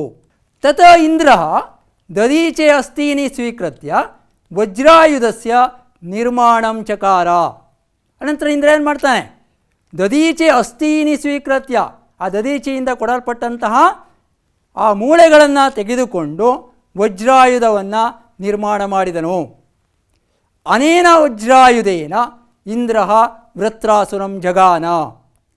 ಅದರಿಂದ ಮಾಡಲ್ಪಟ್ಟಂತಹ ಆ ವಜ್ರಾಯುಧದಿಂದ, ವಜ್ರದಷ್ಟು ಕಠಿಣವಾಗಿರುವಂತಹ ತೀಕ್ಷ್ಣವಾಗಿರುವಂತಹ ವಜ್ರಾಯುಧದಿಂದ ಇಂದ್ರನು ಲೋಕಕಂಟಕನಾಗಿರುವಂತಹ ಆ ವೃತ್ರಾಸುರನನ್ನು ಜಗಾನ ಅಂದರೆ ಕಿಲ್ಡ್, ಸಂಹಾರ ಮಾಡಿದನು. ಹಾಗೆ ಇದಕ್ಕೆ ಸಂಬಂಧಪಟ್ಟಂಥ ಪ್ರಶ್ನೆಗಳು ಯಾವುದು ಬರ್ಬೋದು ಅಂತ ಒಂದು ಊಹೆ ಮಾಡುವುದಾದರೆ, ಏಕವಾಕ್ಯೇನ ಉತ್ತರಂ ಲಿಖತ ಅಂತ ಅದರಲ್ಲಿರುವಂಥ ಎಲ್ಲ ಅಭ್ಯಾಸದಲ್ಲಿರುವಂತಹ ಮತ್ತು ಈಗಾಗಲೇ ಹೇಳಿದಂತೆ ಗದ್ಯ ಭಾಗದ ಎಲ್ಲ ಮುಖ್ಯವಾದ ಅಂಶಗಳನ್ನು ಅದೆಲ್ಲವನ್ನು ನೀವು ಅಂಡರ್ಲೈನ್ ಮಾಡಿಕೊಂಡು ಅದನ್ನು ಓದಿದರೆ ಪೂರ್ಣವಾಗಿ ಏಕವಾಕ್ಯೇನ ಉತ್ತರಂ ಲಿಖತ ಏನು 7 ಪ್ರಶ್ನೆಗಳಿರುತ್ತೆ ಅದಕ್ಕೆ ಪೂರ್ಣವಾದ ಅಂಕಗಳನ್ನು ಪಡೆಯುವುದಕ್ಕೆ ನಿಮಗೆ ಬಹಳ ಸಹಾಯವಾಗುತ್ತೆ. ಹಾಗೆ ಲಘು ಉತ್ತರಂ ಲಿಖತ ಅಂತ ಕೇಳ್ತಾರೆ.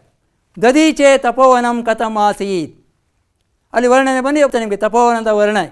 ದಧೀಚಿ ತಪೋವನ ಹೇಗಿತ್ತು ಹಾಗಾದರೆ ಮೊದಲು ಬರ್ಕೊಳ್ಳಿ.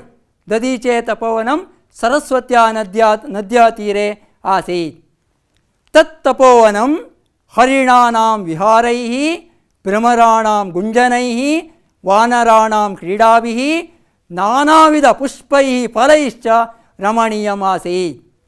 ತತ್ರ ಬಹವ ಮುನಯಾಃ ತಪೋನಿರತಾಃ ಆಸನ್. ಈ ರೀತಿಯಲ್ಲಿ ಒಂದು 4-5 ಅಥವಾ 3-4 ವಾಕ್ಯಗಳನ್ನೇ ತಪ್ಪಿಲ್ಲದಂತೆ ನೀವು ಬರೆದರೂ ಸಹ ಪೂರ್ಣವಾದಂಥ 2 ಅಂಕಗಳನ್ನು ಪಡೆಯುವುದಕ್ಕೆ ನಿಮಗೆ ಭಾಳ ಸುಲಭವಾಗುತ್ತೆ.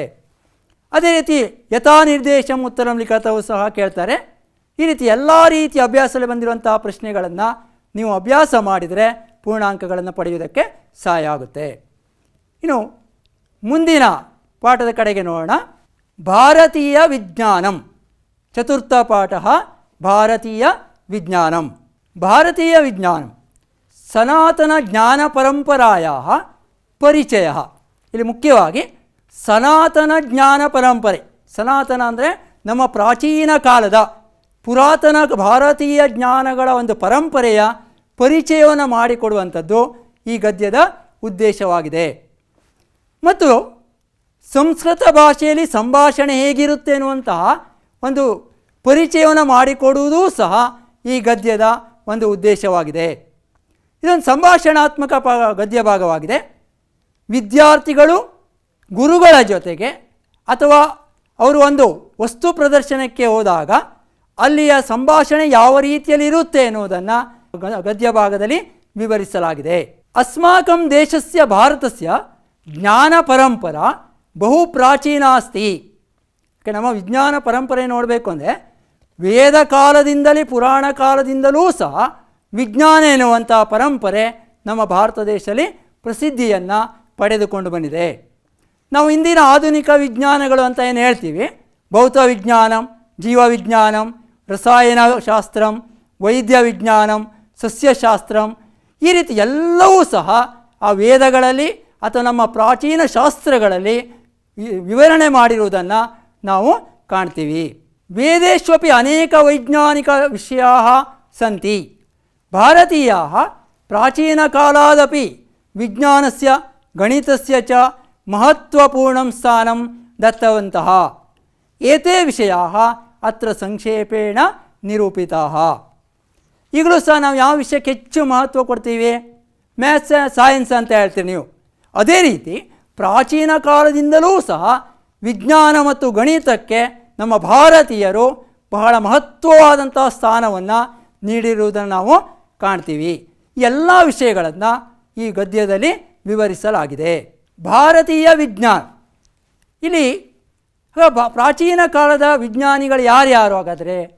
ಆರ್ಯಭಟಃ ವರಾಮೀರ ಭಾಸ್ಕರಾಚಾರ್ಯಃ ನಾಗಾರ್ಜುನ ಇತ್ಯಾದಯಃ ಪ್ರಾಚೀನಭಾರತಸ್ಯ ವಿಜ್ಞಾನಿನಃ ಸುಶ್ರುತ ಚರಕ ವಾಗ್ಭಟ ಇತ್ಯಾದಯಃ ಆಯುರ್ವೇದವಿಜ್ಞಾನಿನಃ अस्मिन् पाठे एतैः प्रतिपादिताः वैज्ञानिकविषयाः संक्षेपेण उक्ताः ಪ್ರಾಚೀನ ಭಾರತೀಯ ವಿಜ್ಞಾನಿನ ಕೆ ಅಂತ ಕೇಳ್ತಾರೆ. ಆಗ ನೀವು ಇದಕ್ಕೆ ಉತ್ತರವನ್ನು ಬರೀಬೇಕಾಗುತ್ತೆ. ಆರ್ಯಭಟಃ ವರಾಮೀರ ಭಾಸ್ಕರಾಚಾರ್ಯ ಇತ್ಯಾದಯಃ ಪ್ರಾಚೀನ ಭಾರತಸ್ಯ ವಿಜ್ಞಾನಿನಃ.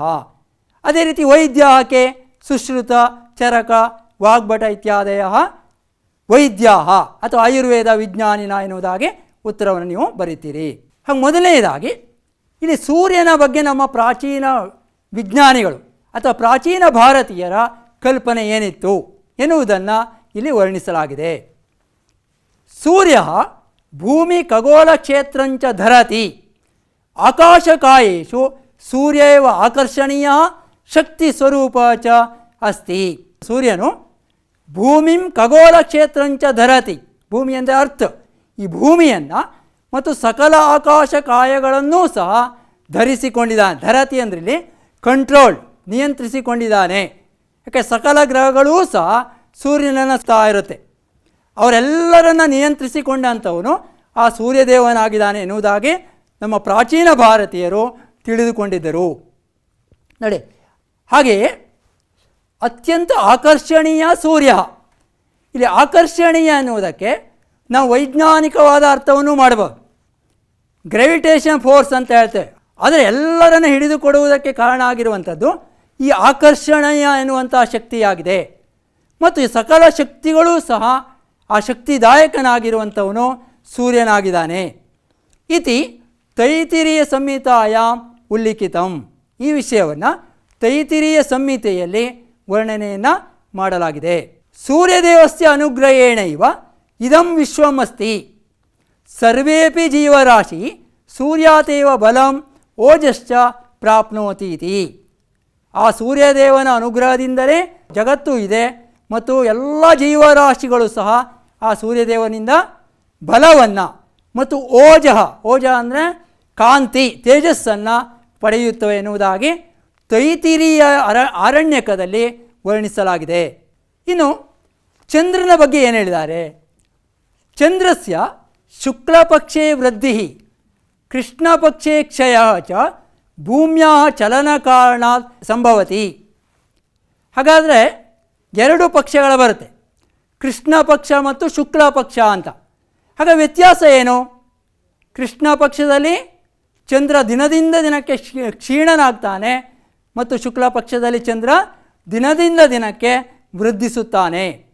ಹಾಗೆ ಇದಕ್ಕೆ ಕಾರಣ ಏನು ಎನ್ನುವುದನ್ನು ಸಹ ನಮ್ಮ ಪ್ರಾಚೀನ ಭಾರತೀಯರು ತಿಳಿದುಕೊಂಡಿದ್ದರು. ಈ ವಿಷಯವನ್ನು ಮಹಾಭಾರತದಲ್ಲಿಯೇ ವರ್ಣನೆ ಮಾಡಿದ್ದಾರೆ. ಹಾಗೆ ಯಾವ ಕಾರಣದಿಂದ ಇದು ನಡೆಯುತ್ತೆ ಅಂತ ಹೇಳಿದ್ರೆ ಭೂಮ್ಯಾ ಚಲನ ಕಾರಣಾತ್ ಸಂಭವತಿ. ಗೊತ್ತೇ ನಿಮಗೆ, ಭೂಮಿ ಸೂರ್ಯನ ಸುತ್ತಾ ಇರುತ್ತೆ. ಆ ಸಮಯದಲ್ಲಿ ಭೂಮಿಯ ಚಲನೆಯ ಕಾರಣದಿಂದ ಚಂದ್ರ ಮತ್ತು ಭೂಮಿಯ ನಡುವಿನ ಅಂತರಗಳು ವ್ಯತ್ಯಾಸವಾಗುವುದರಿಂದ ಯಾವಾಗ ಭೂಮಿಯ ಸಮೀಪಕ್ಕೆ ಚಂದ್ರ ಬರ್ತಾನೆ ಅದನ್ನು ಶುಕ್ಲ ಪಕ್ಷ ಅಂತ ಕರಿತೀವಿ. ಆ ಭೂಮಿಯಿಂದ ಚಂದ್ರನ ಅಂತರ ದೂರವಾದಾಗ ಅದನ್ನು ನಾವು ಕೃಷ್ಣ ಪಕ್ಷ ಎನ್ನುವುದಾಗಿ ಕರಿತೀವಿ. ಮಹಾಭಾರತದಲ್ಲಿ ವರ್ಣಿಸಲಾಗಿದೆ. ಆರ್ಯಭಟ ಭಾಸ್ಕರಾಚಾರ್ಯ ವರಾಮೀರ ಇತ್ಯಾದಯ ಪ್ರಖ್ಯಾತಃ ಖಗೋಳಶಾಸ್ತ್ರಜ್ಞಾಃ. ಹಾಗೆ ಇವರು ಕಂಡುಕೊಂಡಿರುವಂಥ ಅಥವಾ ಲೋಕಕ್ಕೆ ತಿಳಿಸಿಕೊಟ್ಟಿರುವಂಥ ಅಂಶಗಳು ಯಾವ್ಯಾವುದು ಅಂತ ಗಮನವನ್ನು ಹರಿಸುವುದಾದರೆ ಗುರುತ್ವಾಕರ್ಷಣಂ, ಸೂರ್ಯಗ್ರಹಣಂ, ಚಂದ್ರಗ್ರಹಣಂ, ಉಲ್ಕಾಪಾತಃ, ಧೂಮಕೇತು, ಗ್ರಹಾಣಾಂ ಚಲನಂ, ನಕ್ಷತ್ರಾಣಾಂ ಗತಿ, ಜಂಜಾವಾತಃ, ಭೂಕಂಪನಂ ಇತ್ಯಾದಿ ವಿಷಯಾಃ ಅತ್ರ ವರ್ಣಿತಾಃ. ಆರ್ಯಭಟ, ಭಾಸ್ಕರಾಚಾರ್ಯ, ವರಾಮೀರ ಮೊದಲಾದವರು ಭಾರತ ಪ್ರಮುಖ ಖಗೋಳಶಾಸ್ತ್ರಜ್ಞರೆಂದು ಪ್ರಸಿದ್ಧಿಯನ್ನು ಪಡ್ಕೊಂಡಿದ್ದಾರೆ.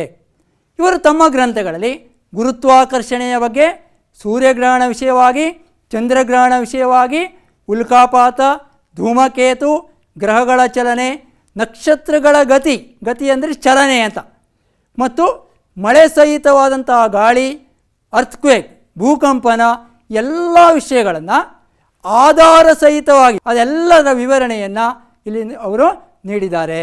ಇನ್ನು ಗಣಿತದ ಕಡೆಗೆ ಹೋಗಬೇಕು ಅಂತಾದರೆ ಗಣಿತಕ್ಕೂ ಸಹ ನಮ್ಮ ಭಾರತೀಯರು ಬಹಳ ಪ್ರಾಮುಖ್ಯವಾದಂಥ ಸ್ಥಾನವನ್ನು ನೀಡಿರುವುದನ್ನು ನಾವು ಅವರ ಗ್ರಂಥಗಳಲ್ಲಿ ನಾವು ನೋಡಬಹುದು. ಅಂಕಸ್ಥಾನಾಧಾರಿತೆ ಮೂಲ್ಯ ನಿಶ್ಚಯೇ ಶೂನ್ಯಸ್ಯ ಯೋಗದಾನಂ ಭಾರತೀಯಾನಾಮೇವ ಅಸ್ತಿ. ಇಡೀ ಜಗತ್ತಿಗೆ ಝೀರೋ ಶೂನ್ಯದ ಕೊಡುಗೆಯನ್ನು ನೀಡಿದಂಥವರು ನಮ್ಮ ಭಾರತೀಯರಾಗಿದ್ದಾರೆ. ಯಾವುದೇ ಒಂದು ಸಂಖ್ಯೆಗೆ ಒಂದು ಬೆಲೆ ಬರಬೇಕು ಅಂದರೆ ಅದಕ್ಕೆ ಶೂನ್ಯ ಇರಬೇಕು. ಆ ಶೂನ್ಯದಿಂದ ನಾವು ಆರಂಭ ಮಾಡ್ತೀವಿ. ಆದ್ದರಿಂದ ಆ ಶೂನ್ಯವನ್ನು ಜಗತ್ತಿಗೆ ತಿಳಿಸಿಕೊಟ್ಟಂಥವರು ಭಾರತೀಯರಾಗಿದ್ದಾರೆ. ಭಾಸ್ಕರಾಚಾರ್ಯಸ್ಯ ಲೀಲಾವತೀತಿ ಗ್ರಂಥೆ ಗಣಿತಸ್ಯ ಬಹವ ವಿಷಯಾಃ ನಿರೂಪಿತಾಃ. ಬಹಳ ಪ್ರಸಿದ್ಧವಾದಂಥ ಗಣಿತ ಗ್ರಂಥ, ಪ್ರಾಚೀನ ಕಾಲದ ಗ್ರಂಥ ಲೀಲಾವತಿ ಗಣಿತ ಅಂತ ಹೇಳ್ತೇವೆ. ಆ ಲೀಲಾವತಿ ಗಣಿತ ಗ್ರಂಥದಲ್ಲಿ ಇಂದಿನ ಆಧುನಿಕ ಗಣಿತದಲ್ಲಿ ನಾವು ಯಾವುದನ್ನು ಅಧ್ಯಯನ ಮಾಡ್ತೀವೋ ಆ ಎಲ್ಲ ವಿಷಯಗಳನ್ನು ಅತ್ಯಂತ ಸುಲಭವಾಗಿ ಅತ್ಯಂತ ವಿಸ್ತಾರವಾಗಿ ಇಲ್ಲಿ ವರ್ಣನೆಯನ್ನು ಮಾಡಿರುವುದನ್ನು ನಾವು ಕಾಣ್ತೀವಿ. ಹಾಗೆ ಯಾವ್ಯಾವ ವಿಷಯಗಳನ್ನು ವರ್ಣನೆ ಮಾಡಿದ್ದಾರೆ ಅಂದರೆ ದಶಾಂಶ ಪದ್ಧತಿ, ಸಂಖ್ಯಾ, ಪೈಮೂಲ್ಯಂ, ವರ್ಗಮೂಲ್ಯಂ, ಘನಮೂಲ್ಯಂ ಇತ್ಯಾದಯ ಅಂಶಾಃ ಭಾಸ್ಕರಾಚಾರ್ಯ ಆರ್ಯಭಟಾದಿಭಿಃ ಗಣಿತಜ್ಞೈಃ ಸಮ್ಯಕ್ ಪ್ರತಿಪಾದಿತಾಃ ಸಂತಿ. ಈಗಾಗಲೇ ತಿಳಿಸಿದ್ದೀನಿ ನಾನು ಇದನ್ನು. ಭಾಸ್ಕರಾಚಾರ್ಯ, ಆರ್ಯಭಟ ಮೊದಲಾದ ಗಣಿತಶಾಸ್ತ್ರಜ್ಞರು ದಶಮಾಂಶ ಪದ್ಧತಿ, ಪೈನ ಬೆಲೆ, ವರ್ಗಮೂಲ, ಘನಮೂಲ ಎಲ್ಲ ಅಂಶಗಳನ್ನು ಅತ್ಯಂತ ಚೆನ್ನಾಗಿ ವಿಸ್ತಾರವಾಗಿ ನಿರೂಪಣೆಯನ್ನು ಮಾಡಿದ್ದಾರೆ. ಇನ್ನು ಇಂದಿನ ಗಣಿತದಲ್ಲಿ ಬಹಳ ಪ್ರಸಿದ್ಧವಾಗಿರುವಂಥದ್ದು ಪೈಥಾಗೋರಸ್ ಥಿಯರಮ್ ಅಂತ ಹೇಳ್ತೇವೆ. ಪೈಥಾಗೋರಸ್ ಸಿದ್ಧಾಂತ ಅಂತ. ಈ ಪೈಥಾಗೋರಸ್ ಸಿದ್ಧಾಂತವನ್ನು ನಾವು ಏನು ಅಂದ್ಕೊಂಡಿದ್ದೀವಿ, ಪೈಥಾಗೋರಸ್ ಎನ್ನುವಂಥ ಒಬ್ಬ ಗಣಿತಜ್ಞ ನಮಗೆ ಕೊಟ್ಟಿದ್ದಾನೆ ಅಂತ ಅಂದ್ಕೊಂಡಿದ್ದೀವಿ. ಆದರೆ ವಿದ್ಯಾರ್ಥಿಗಳು ಇದನ್ನು ನಾವು ತಿಳ್ಕೊಳ್ಬೇಕು. ಪ್ರಾಚೀನ ಕಾಲದಲ್ಲಿಯೇ ಇಬ್ಬರು ಋಷಿಗಳು, ಬೋಧಾಯನ ಮತ್ತು ಕಾತ್ಯಾಯನ ಎನ್ನುವಂಥ ಇಬ್ಬರು ಋಷಿಗಳು ಈ ಪೈಥಾಗೋರಸ್ ಸಿದ್ಧಾಂತವನ್ನು ಕೊಡುಗೆಯಾಗಿ ನಮ್ಮ ಭಾರತ ದೇಶಕ್ಕೆ ನೀಡಿದ್ದರು ಎನ್ನುವಂಥ ವಿಷಯಗಳನ್ನು ನಾವು ತಿಳಿದುಕೊಳ್ಬೇಕಾಗಿದೆ. ಈ ಪೈಥಾಗೋರಸ್ ಸಿದ್ಧಾಂತಕ್ಕೆ ಹಿಂದೆ ಬೋಧಾಯನ ಸೂತ್ರ ಅಂತ ಕರೀತಾ ಇದ್ರು. ಇನ್ನು ಭೌತಶಾಸ್ತ್ರ, ರಾಸಾಯನಶಾಸ್ತ್ರ ಮತ್ತು ಜೀವಶಾಸ್ತ್ರಗಳ ಕುರಿತಾಗಿ ನಮ್ಮ ಪ್ರಾಚೀನ ಭಾರತೀಯರ ಕೊಡುಗೆ ಏನು ಎನ್ನುವುದನ್ನು ತಿಳಿದುಕೊಳ್ಳುವುದಾದರೆ ಸಾಯಣಾಚಾರ್ಯರು ಸೂರ್ಯನ ಪ್ರಕಾಶದ ವಿಷಯವಾಗಿ ತಮ್ಮ ಗ್ರಂಥಗಳಲ್ಲಿ ಈ ರೀತಿ ವರ್ಣನೆ ಮಾಡಿರುವುದನ್ನು ನಾವು ಕಾಣ್ತೀವಿ. ಯೋಜನಾನಾಂ ಸಹಸ್ರೇ ದ್ವೇ ದ್ವೇ ದ್ವೇಶತೆ ಚ ಯೋಜನೆ ನಿಮಿಷ ಅರ್ಧೇನ ಕ್ರಮಮಾಣ ನಮೋಸ್ತುತೆ ಅಂತ ತಮ್ಮ ಶ್ಲೋಕದಲ್ಲಿ ವರ್ಣನೆಯನ್ನು ಮಾಡಿದ್ದಾರೆ. ಹಾಗೇನು ಅರ್ಥ ಇದರದ್ದು? ಸ್ಪೀಡ್ ಆಫ್ ಲೈಟ್ ಅಂತ ಹೇಳ್ತೇವೆ, ಪ್ರಕಾಶದ ವೇಗ. ಆ ಪ್ರಕಾಶದ ವೇಗವನ್ನು ಸಾಯಣಾಚಾರ್ಯರು ಅತ್ಯಂತ ಸುಂದರವಾಗಿ ವರ್ಣನೆಯನ್ನು ಮಾಡಿದ್ದಾರೆ. ಕ್ರಿಸ್ತಪೂರ್ವ ದ್ವಿತೀಯ ಶತಕೆ ನಾಗಾರ್ಜುನ ರಸಾಯನ ಗ್ರಂಥೆ ಲೋಹ ನಿರ್ಮಾಣ ಕ್ರಮಂ ಪ್ರತಿಪಾದಿತವಾನ್. ಮಿಕ್ಸ್ಚರ್ ಆಫ್ ಮೆಟಲ್ ಅಂತ ಹೇಳ್ತೇವೆ, ಲೋಹವನ್ನು ಯಾವ ರೀತಿಯಲ್ಲಿ ಮಿಶ್ರಣ ಮಾಡಬೇಕು ಎನ್ನುವಂಥ ವಿಷಯವನ್ನು ರಸರತ್ನಾಕರ ಎನ್ನುವಂಥ ಗ್ರಂಥದಲ್ಲಿ ನಾಗಾರ್ಜುನ ಎನ್ನುವಂಥ ಶಾಸ್ತ್ರಜ್ಞ ತನ್ನ ಗ್ರಂಥದಲ್ಲಿ ವರ್ಣನೆಯನ್ನು ಮಾಡಿದ್ದಾನೆ.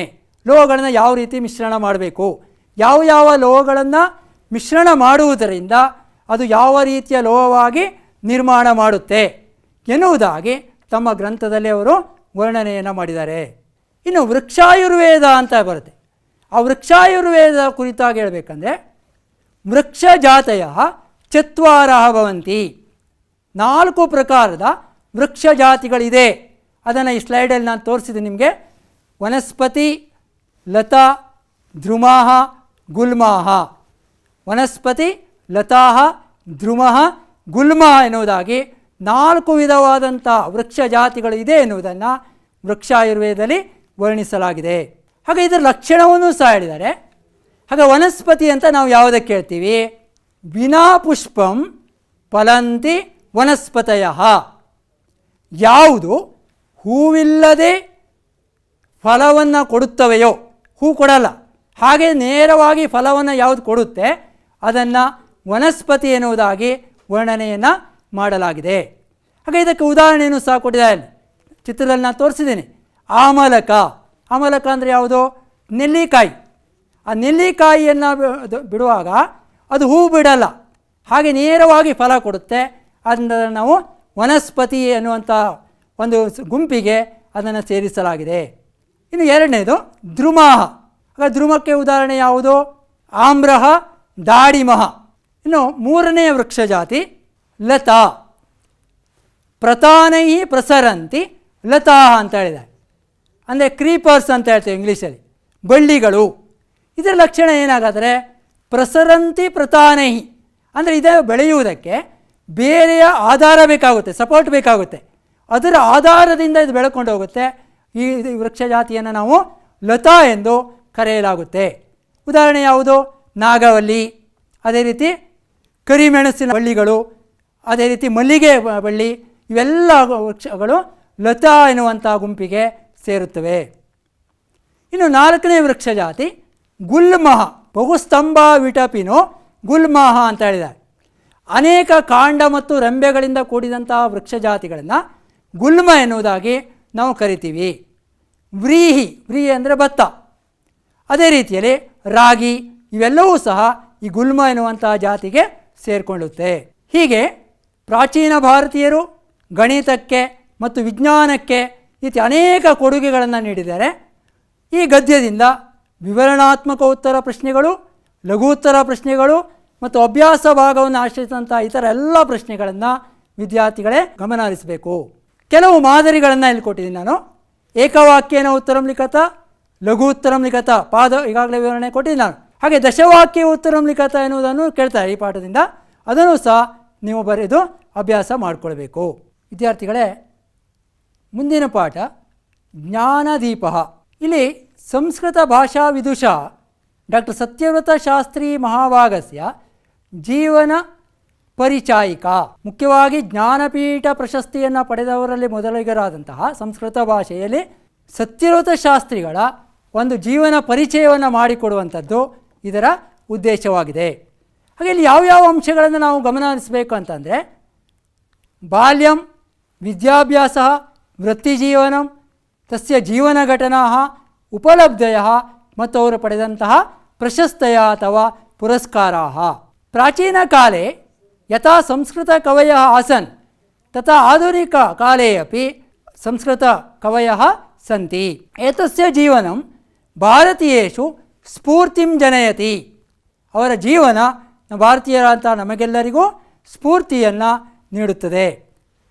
ಅನೇಕ ಗ್ರಂಥ ರಚನಾತ್ ಜ್ಞಾನದಾನಾಚ ಏತಂ ವಯಂ ಜ್ಞಾನದೀಪ ಇತಿ ವದಾಮಃ. ಹಾಗಾದ್ರೆ ಜ್ಞಾನದೀಪ ಅಂತ ಯಾಕೆ ಹೇಳ್ತೀವಿ? ಅನೇಕ ಗ್ರಂಥಗಳನ್ನು ರಚನೆ ಮಾಡುವುದರ ಮೂಲಕ ನಮಗೆ ಅಪಾರವಾದ ಜ್ಞಾನವನ್ನು ನೀಡುವುದರ ಮೂಲಕ ನಮಗೆ ಜ್ಞಾನದೀಪ ಆಗಿದ್ದಾರೆ ಎನ್ನುವುದಾಗಿ ನಾವು ಅವರನ್ನು ಕರಿತೀವಿ. ಇವರ ಜನ್ಮಸ್ಥಾನ ಅವಿಭಾಜಿತ ಭಾರತಸ್ಯ ಲಾಹೋರ್ ನಗರೆ ಡಾಕ್ಟರ್ ಸತ್ಯವ್ರತ ಶಾಸ್ತ್ರಿ ಮಹೋದಯಸ್ಯ ಜನ್ಮಮಭವತ್. ಅವಿಭಾಜಿತ ಭಾರತದ ಲಾಹೋರ್ ನಗರದಲ್ಲಿ ಇವರ ಜನ್ಮವನ್ನು ಪಡೆದುಕೊಂಡರು. ಹಾಗೆ ಜನ್ಮ ದಿನಾಂಕ ಯಾವುದು? 29/9/1930, 29/9/1930 ಇವರ ಜನ್ಮವನ್ನು ಪಡೆದರು. ಪಿತಾ ಪ್ರೊಫೆಸರ್ ಚಾರುದೇವ ಶಾಸ್ತ್ರಿ, ಮಾತಾ ರಾಮರಕಿ. ಡಾಕ್ಟರ್ ಸತ್ಯವ್ರತ ಶಾಸ್ತ್ರಿ ಮಹೋದಯಸ್ಯ ಮಾತಾ ಕ, ಪಿತಾ ಕಹ, ಈ ರೀತಿ ಏಕವಾಕ್ಯನ ಉತ್ತರಗಳನ್ನು ವಿದ್ಯಾರ್ಥಿಗಳಿಗೆ ಕೇಳಬಹುದು. ಅಂದರೆ ಇದನ್ನು ಬಹಳ ಗಮನದಲ್ಲಿಟ್ಟು ಕೇಳಬೇಕು. ಪಿತಾ ಪ್ರೊಫೆಸರ್ ಚಾರುದೇವ ಶಾಸ್ತ್ರಿ, ಮಾತಾ ರಾಮರಕಿ. ಅನಯೋ ದಂಪತ್ಯೋ ದ್ವಿತೀಯ ಪುತ್ರ ಅಯಂ. ಈ ಇಬ್ಬರು ದಂಪತಿಗಳಿಗೆ ಎರಡನೆಯವರೇ ಸತ್ಯವ್ರತ ಶಾಸ್ತ್ರಿಗಳು.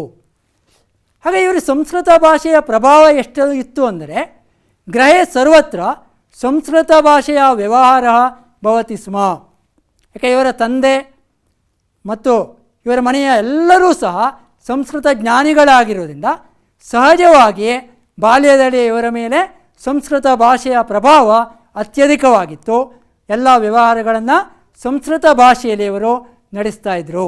ಏವಂಚ ಗೃಹ ಪರಿಸರ ಸಂಸ್ಕೃತಮಯ ಅಭವತ್. ಸತ್ಯವ್ರತ ಶಾಸ್ತ್ರಿ ಮಹೋದಯಸ್ಯ ಆರಂಭಿಕ ವಿದ್ಯಾಭ್ಯಾಸ ಪಿತೃ ಸಮೀಪೆ ಸಂಪನ್ನ. ಇವರು ಬಾಲ್ಯದಲ್ಲಿ ಶಾಲೆಗಳಿಗೆ ಹೋಗಿಲ್ಲ. ತಮ್ಮ ಆರಂಭಿಕ ವಿದ್ಯಾಭ್ಯಾಸವನ್ನು ತಂದೆಯ ಸಮೀಪದಲ್ಲಿಯೇ ಇವರು ಮುಗಿಸಿದರು. ಅನಂತರಂ ವಾರಣಾಸ್ಯಾಂ ಅನೇಕ ವಿದೂಷಾಂ ಸನ್ನಿಧೌ ವಿವಿಧ ಶಾಸ್ತ್ರಾಣಿ ಅಧೀತವಾನ್. ಅನಂತರದಲ್ಲಿ ಅವರು ವಾರಣಾಸಿಗೆ ಹೋಗಿ ಅನೇಕ ಪಂಡಿತರ ಸಾನ್ನಿಧ್ಯದಲ್ಲಿ ವಿವಿಧ ಶಾಸ್ತ್ರಗಳನ್ನು ಅಧ್ಯಯನ ಮಾಡಿದರು. ಅನಂತರದಲ್ಲಿ ಸುವರ್ಣ ಪದಕ ಇಶ್ಚ ವಿಭೂಷಿತ, ಅಂದರೆ ಗೋಲ್ಡ್ ಮೆಡಲನ್ನು ತೊಗೊಂಡಿದ್ದಾರೆ ಇವರು ತಮ್ಮ ಎಲ್ಲ ಅಧ್ಯಯನದಲ್ಲಿ. ಪಂಜಾಬ್ ವಿಶ್ವವಿದ್ಯಾಲಯ ದ್ವಾರ ಸಂಸ್ಕೃತೆ BA ಪದವಿಂ MA ಪದವಿಂ ಚ ಪ್ರಥಮ ಶ್ರೇಣ್ಯಾಂ ಪ್ರಾಪ್ತವಾನ್. ತಮ್ಮ ಎಲ್ಲ ವಿದ್ಯಾಭ್ಯಾಸದಲ್ಲಿಯೂ ಯಾವಾಗಲೂ ಪ್ರಥಮ ಶ್ರೇಣಿಯನ್ನು ಪಡೆದು ಸುವರ್ಣ ಪದಕಗಳಿಂದ ಇವರು ಅಲಂಕೃತರಾಗಿದ್ದರು. ಏತೇನ ಗವೇಷಣಂ ಕೃತ್ವಾ ಲಿಖಿತಸ್ಯ ವಾಕ್ಯಪದೀಯೇ ಕಾಲ ದೇಶಯೋಃ ಪರಿಕಲ್ಪನಾ ಇತಿ ಮಹಾಪ್ರಬಂಧಂ PhD ಇತಿ ಉಪಾಧಿಂ ದತ್ವಾ ಕಾಶಿ ವಿಶ್ವವಿದ್ಯಾಲಯ ಸ್ವಗೌರವಂ ಪ್ರಾಕಟಯತ್. ಇವರಿಗೆ PhD ಪದವಿಯನ್ನು ಆ ಕಾಶಿ ಯೂನಿವರ್ಸಿಟಿ, ಕಾಶಿ ವಿಶ್ವವಿದ್ಯಾಲಯ ಈ ಗ್ರಂಥಕ್ಕೆ ಕೊಡುವುದರ ಮೂಲಕ ತಮ್ಮ ಗೌರವವನ್ನು ನೀಡಿದೆ. ಇನ್ನು ಇವರು ವೃತ್ತಿ ಜೀವನ ಕಡೆಗೆ ಗಮನ ಹರಿಸುವುದಾದರೆ, ದೆಹಲಿ ವಿಶ್ವವಿದ್ಯಾಲಯ ಪ್ರಾಧ್ಯಾಪಕ, ಸಂಸ್ಕೃತ ವಿಭಾಗ ಪ್ರಮುಖ, ಕಲಾ ಸಂಕಾಯ ಪ್ರಮುಖಶ್ಚ ಉತ್ಕಲ ರಾಜ್ಯೆ ಪುರಿ ಜಗನ್ನಾಥಪುರಿ ವಿಶ್ವವಿದ್ಯಾಲಯಸ್ಯ ಉಪಕುಲಪತಿ ಅಭವತ್. Bangkok, Belgium, Thailand, Germany, Canada, Indonesia ಇತ್ಯಾದಿ ದೇಶೇಶು ವಿದೇಶೀಯ ವಿಶ್ವವಿದ್ಯಾಲಯೇಷು ಅಪಿ ಅಭ್ಯಾಗತಾಚಾರ್ಯರೂಪೇಣ ಕಾರ್ಯಂ ಅಕರೋತ್. ಅಭ್ಯಾಗತಾಚಾರ್ಯರೂಪೇಣ ಅಂದರೆ ಗೆಸ್ಟ್ ಲೆಕ್ಚರ್ ಅಂತ ಹೇಳ್ತೀವಿ ನಾವು. ಅವ್ರನ್ನ ಗೌರವ ಪ್ರಾಧ್ಯಾಪಕರಾಗಿ ಅಲ್ಲಿ ಕರೆಸಿಕೊಂಡು ಅವರಿಂದ ಉಪನ್ಯಾಸಗಳನ್ನು ಅಥವಾ ತರಗತಿಗಳನ್ನು ನಡೆಸಿ ಅಲ್ಲಿ ವಿದ್ಯಾರ್ಥಿಗಳಿಗೆ ಸಹಾಯವನ್ನು ಅವರು ಮಾಡ್ತಾಯಿದ್ರು. ಶತಾಧಿಕ ದೇಶ ವಿದೇಶೀಯ ಸಮ್ಮೇಳನೇಶು ಪ್ರಬಂಧ ಮಂಡನಂ ಕೃತವಾನ್. 100ಕ್ಕಿಂತಲೂ ಹೆಚ್ಚು ಉಪನ್ಯಾಸಗಳನ್ನು ವಿದೇಶೀಯ ಸಮ್ಮೇಳನಗಳಲ್ಲಿ ಇವರು ತಮ್ಮ ಪ್ರಬಂಧವನ್ನು ಮಂಡನೆ ಮಾಡಿದ್ದಾರೆ ಮತ್ತು ಎಲ್ಲ ಸಭೆಗಳಲ್ಲಿ ಅಧ್ಯಕ್ಷ ಸ್ಥಾನವನ್ನು ಅಲಂಕರಿಸಿದ್ದರು. ಇನ್ನು ವಿದೇಶಗಳಲ್ಲಿ ಸಹ ಇವರ ಅಪಾರವಾದಂಥ ಸಾಹಿತ್ಯದ ಕೊಡುಗೆಯನ್ನು ನಾವು ಕಾಣ್ತೀವಿ. ಥೈಲ್ಯಾಂಡ್ ದೇಶಸ್ಯ ರಾಜಕುಮಾರಿ ಮಹಾಚಕ್ರಿ ಸಿರಿಂದೋ ಮಹೋದಯ ಸಂಸ್ಕೃತಂ ಅಪಾಠಯತ್. ಥೈಲ್ಯಾಂಡ್ ದೇಶದ ರಾಜಕುಮಾರಿಯಾದಂತಹ ಮಹಾಚಕ್ರಿ ಸಿರಿಂದೋ, ಈ ಸ್ಲೈಡಲ್ಲಿ ನಾನು ಚಿತ್ರವನ್ನು ಕೊಟ್ಟಿದ್ದೀನಿ, ನೀವು ನೋಡ್ಬೋದು. ಆ ಮಹಾಚಕ್ರಿ ಸಿರಿಂದೋ ಆ ರಾಜಕುಮಾರಿಗೆ ಸಂಸ್ಕೃತವನ್ನು ಕಲಿಸಿಕೊಟ್ಟು ಅವರು ಸಂಸ್ಕೃತಗಳನ್ನು ಅಧ್ಯಯನ ಮಾಡುವುದಕ್ಕೆ ಮತ್ತು ಗ್ರಂಥ ರಚನೆಗೂ ಸಹ ಇವರು ಕಾರಣಕರ್ತರಾಗಿದ್ದಾರೆ. ಅದೇ ರೀತಿ ಥೈಲ್ಯಾಂಡ್ ದೇಶದ ಎಲ್ಲ ವಿಷಯಗಳನ್ನು ತಿಳಿದುಕೊಂಡು ತಾಯಿ ದೇಶ ವಿಲಾಸಂ ಇತಿ ಖಂಡ ಕಾವ್ಯಂ ಅರಚಯತ್. ಡಾಕ್ಟರ್ ಸತ್ಯವ್ರತ ಶಾಸ್ತ್ರಿಯವರು ತಾಯಿ ದೇಶ ವಿಲಾಸ ಎನ್ನುವಂತಹ ಒಂದು ಖಂಡ ಲಘು ಕಾವ್ಯವನ್ನು ರಚನೆ ಮಾಡಿದ್ದಾರೆ. ಹಾಗೆ ತಾಯಿ ದೇಶಸ್ಯ ರಾಮಕಥಾಂ ಸಂಸ್ಕೃತ ಭಾಷೆಯ ಅನೂದ್ಯ ಶ್ರೀರಾಮ ಕೀರ್ತಿ ಮಹಾಕಾವ್ಯಮಿತಿ ಮಹಾಕಾವ್ಯಮೇವ ಅಲಿಖತ್. ತಾಯಿ ದೇಶದ ರಾಮಕಥೆಯನ್ನು ಸಂಸ್ಕೃತ ಭಾಷೆಗೆ ಅದನ್ನು ಅನುವಾದ ಮಾಡಿ ಶ್ರೀರಾಮ ಕೀರ್ತಿ ಎನ್ನುವಂತಹ ಮಹಾಕಾವ್ಯವನ್ನು ಇವರು ಸಂಸ್ಕೃತ ಭಾಷೆಯಲ್ಲಿ ರಚನೆಯನ್ನು ಮಾಡಿದ್ದಾರೆ. ಇವರಿಗೆ ಬಂದಿರುವಂತಹ ಪ್ರಶಸ್ತಿಗಳ ಕಡೆ ಗಮನ ಹರಿಸುವುದಾದರೆ, ಜ್ಞಾನಪೀಠ ಪ್ರಶಸ್ತಿ, ಪದ್ಮಶ್ರೀ ಪ್ರಶಸ್ತಿ, ರಾಷ್ಟ್ರಪತಿ ಪ್ರಶಸ್ತಿ, ಸಾಹಿತ್ಯ ಅಕಾಡೆಮಿ ಪ್ರಶಸ್ತಿ, ವಿದ್ಯಾ ವಾಚಸ್ಪತಿ ಪ್ರಶಸ್ತಿ, ಕಾಳಿದಾಸ ಪುರಸ್ಕಾರ ಇತ್ಯಾದಯಾः ಬಹವः ಪುರಸ್ಕಾರಾः ಪ್ರಾಪ್ತಾः. रोमानिया देशस्य औराडे विश्वविद्यालयस्य गौरव डॉक्टर ऑफ फिलॉसफी प्रशस्ति, नेपाल देशस्य गौरव प्रशस्ति, बेल्जियम देशस्य गौरव प्रशस्ति, ಕೆನಡಾ ದೇಶಸ್ಯ ಗೌರವ ಪ್ರಶಸ್ತಿ, ಇಟಲಿ ದೇಶಸ್ಯ ಗೌರವ ಪ್ರಶಸ್ತಿ, ಥೈಲ್ಯಾಂಡ್ ದೇಶಸ್ಯ ಗೌರವ ಪ್ರಶಸ್ತಿ, ಈ ರೀತಿಯಲ್ಲಿ ಅನೇಕ ಪ್ರಶಸ್ತಿಗಳ ಒಂದು ಸರಮಾಲೆಯನ್ನು ಇವರು ಧರಿಸಿಕೊಂಡಿದ್ದಾರೆ. ಇವರ ಪ್ರಶಸ್ತಿಗಳ ಹೆಚ್ಚಿನ ವಿಷಯಗಳು ಅಥವಾ ಇವರ ಜೀವನ ಚರಿತ್ರೆಯ ಹೆಚ್ಚಿನ ವಿಷಯಗಳನ್ನು ತಿಳಿದುಕೊಳ್ಳುವುದಾದರೆ ಈ ಸ್ಲೈಡಲ್ಲಿ ವೆಬ್ಸೈಟ್ ನಂಬರು ಮತ್ತು ಅವರ ವಿಷಯಗಳನ್ನು ಕೊಟ್ಟಿದ್ದೀವಿ. ನೀವು ಅದನ್ನು ಗಮನ ಹರಿಸಿ ಹೆಚ್ಚಿನ ವಿಷಯಗಳನ್ನು ಅಧ್ಯಯನ ಮಾಡೋದಕ್ಕೆ ಅವಕಾಶವನ್ನು ನೀಡಿದ್ದೀವಿ. ಸತ್ಯವ್ರತ ಶಾಸ್ತ್ರಿ ಮಹೋದಯಸ್ಯ ಸಂಸ್ಕೃತಾಭಿಮಾನಃ ಜೀವನಮೇವ ಸಂಸ್ಕೃತಾಯ ಅರ್ಪಯತ್. ಸಂಭಾಷಣಂ ಪತ್ರಲೇಖನಂ ಸರ್ವವ್ಯವಹಾರಮಪಿ ಸಂಸ್ಕೃತೆ ಕರೋತಿ ಸ್ಮ. ಡಾಕ್ಟರ್ ಸತ್ಯವ್ರತ ಶಾಸ್ತ್ರಿ ಮಹೋದಯಸ್ಯ ಆಶಯ, ಇವರ ಆಶಯ ಅಥವಾ ಆಸೆ ಏನಿತ್ತು? ಸಂಸ್ಕೃತಸ್ಯ ಪ್ರತ್ಯೇಕಂ ಅಪಿ ಪದಂ ಅರ್ಥವಿಶೇಷಂ ಆವತಿ.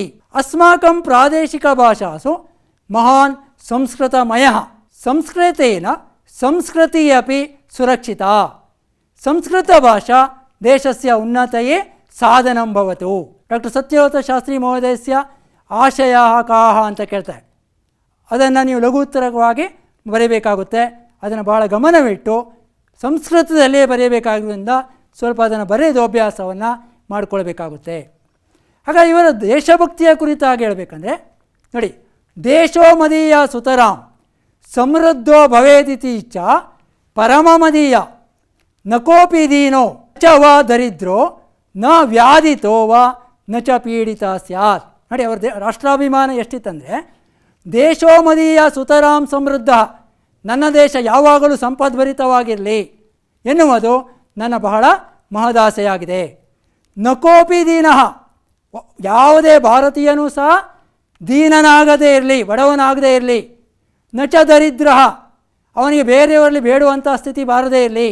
ನಚ ವ್ಯತೀತಃ, ರೋಗಿ ಆಗದೇ ಇರಲಿ, ರೋಗ ಪೀಡಿತನಾಗಬಾರದು, ಆರೋಗ್ಯವಂತನಾಗಿರಲಿ.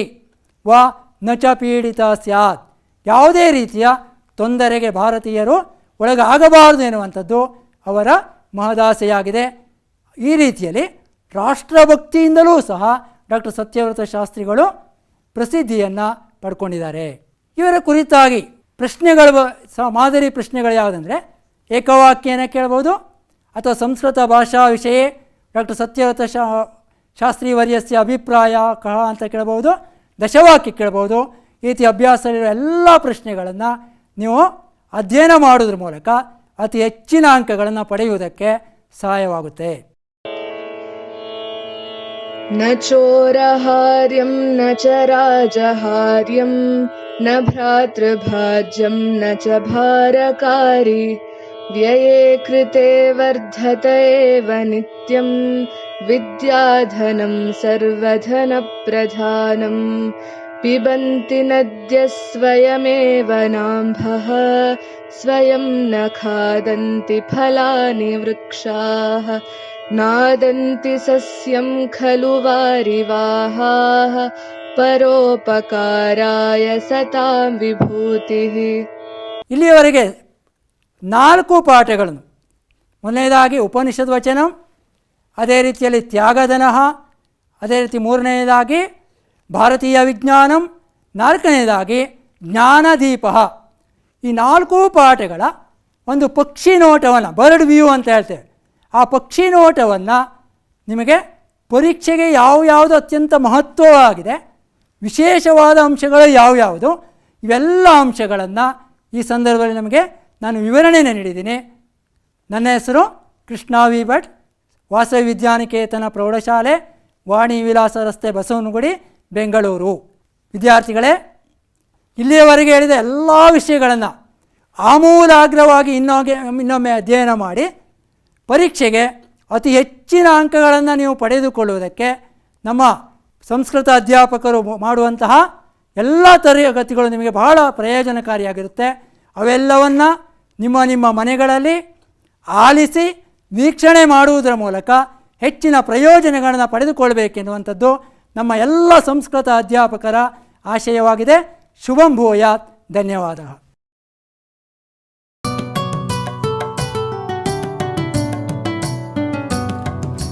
ಭೀತಿ ತೊರೆಯುವ ನಾವು ಪರೀಕ್ಷೆ ಬರೆಯುವ, ಪರೀಕ್ಷಾವಾಣಿಯ ನಾವು ನೋಡಿ ಕಲಿಯುವ. ಖಾಲಿ ಜಾಗ ಭರ್ತಿ ಮಾಡಿ ಹೊಂದಿಸಿ ಬರೆದು ಲೆಕ್ಕ ಮಾಡಿ, ಚಿತ್ರ ಬರೆದು ಭಾಗವ ಹೆಸರಿಸಿ ಎಲ್ಲ ಪ್ರಶ್ನೆಗೂ ಉತ್ತರಿಸಿ. ಪಾಸು ಫೇಲು ಗೆಲುವು ಸೋಲು ಜೀವನ ಎಲ್ಲಕ್ಕಿಂತ ಮಿಗಿಲು. ಅಂಕಗಳೆಂದರೆ ಮೇಲಿನ ತೊಗಟೆ, ವಿದ್ಯೆ ಅದರ ಒಳಗಿನ ತಿರುಳು. ಭೀತಿ ತೊರೆಯುವ ನಾವು ಪರೀಕ್ಷೆ ಬರೆಯುವ, ಪರೀಕ್ಷಾವಾಣಿಯ ನಾವು ನೋಡಿ ಕಲಿಯುವ. ಪರೀಕ್ಷಾವಾಣಿಯ ನಾವು ನೋಡಿ ಕಲಿಯುವ, ಪರೀಕ್ಷಾವಾಣಿಯ ನಾವು ನೋಡಿ ಕಲಿಯುವ.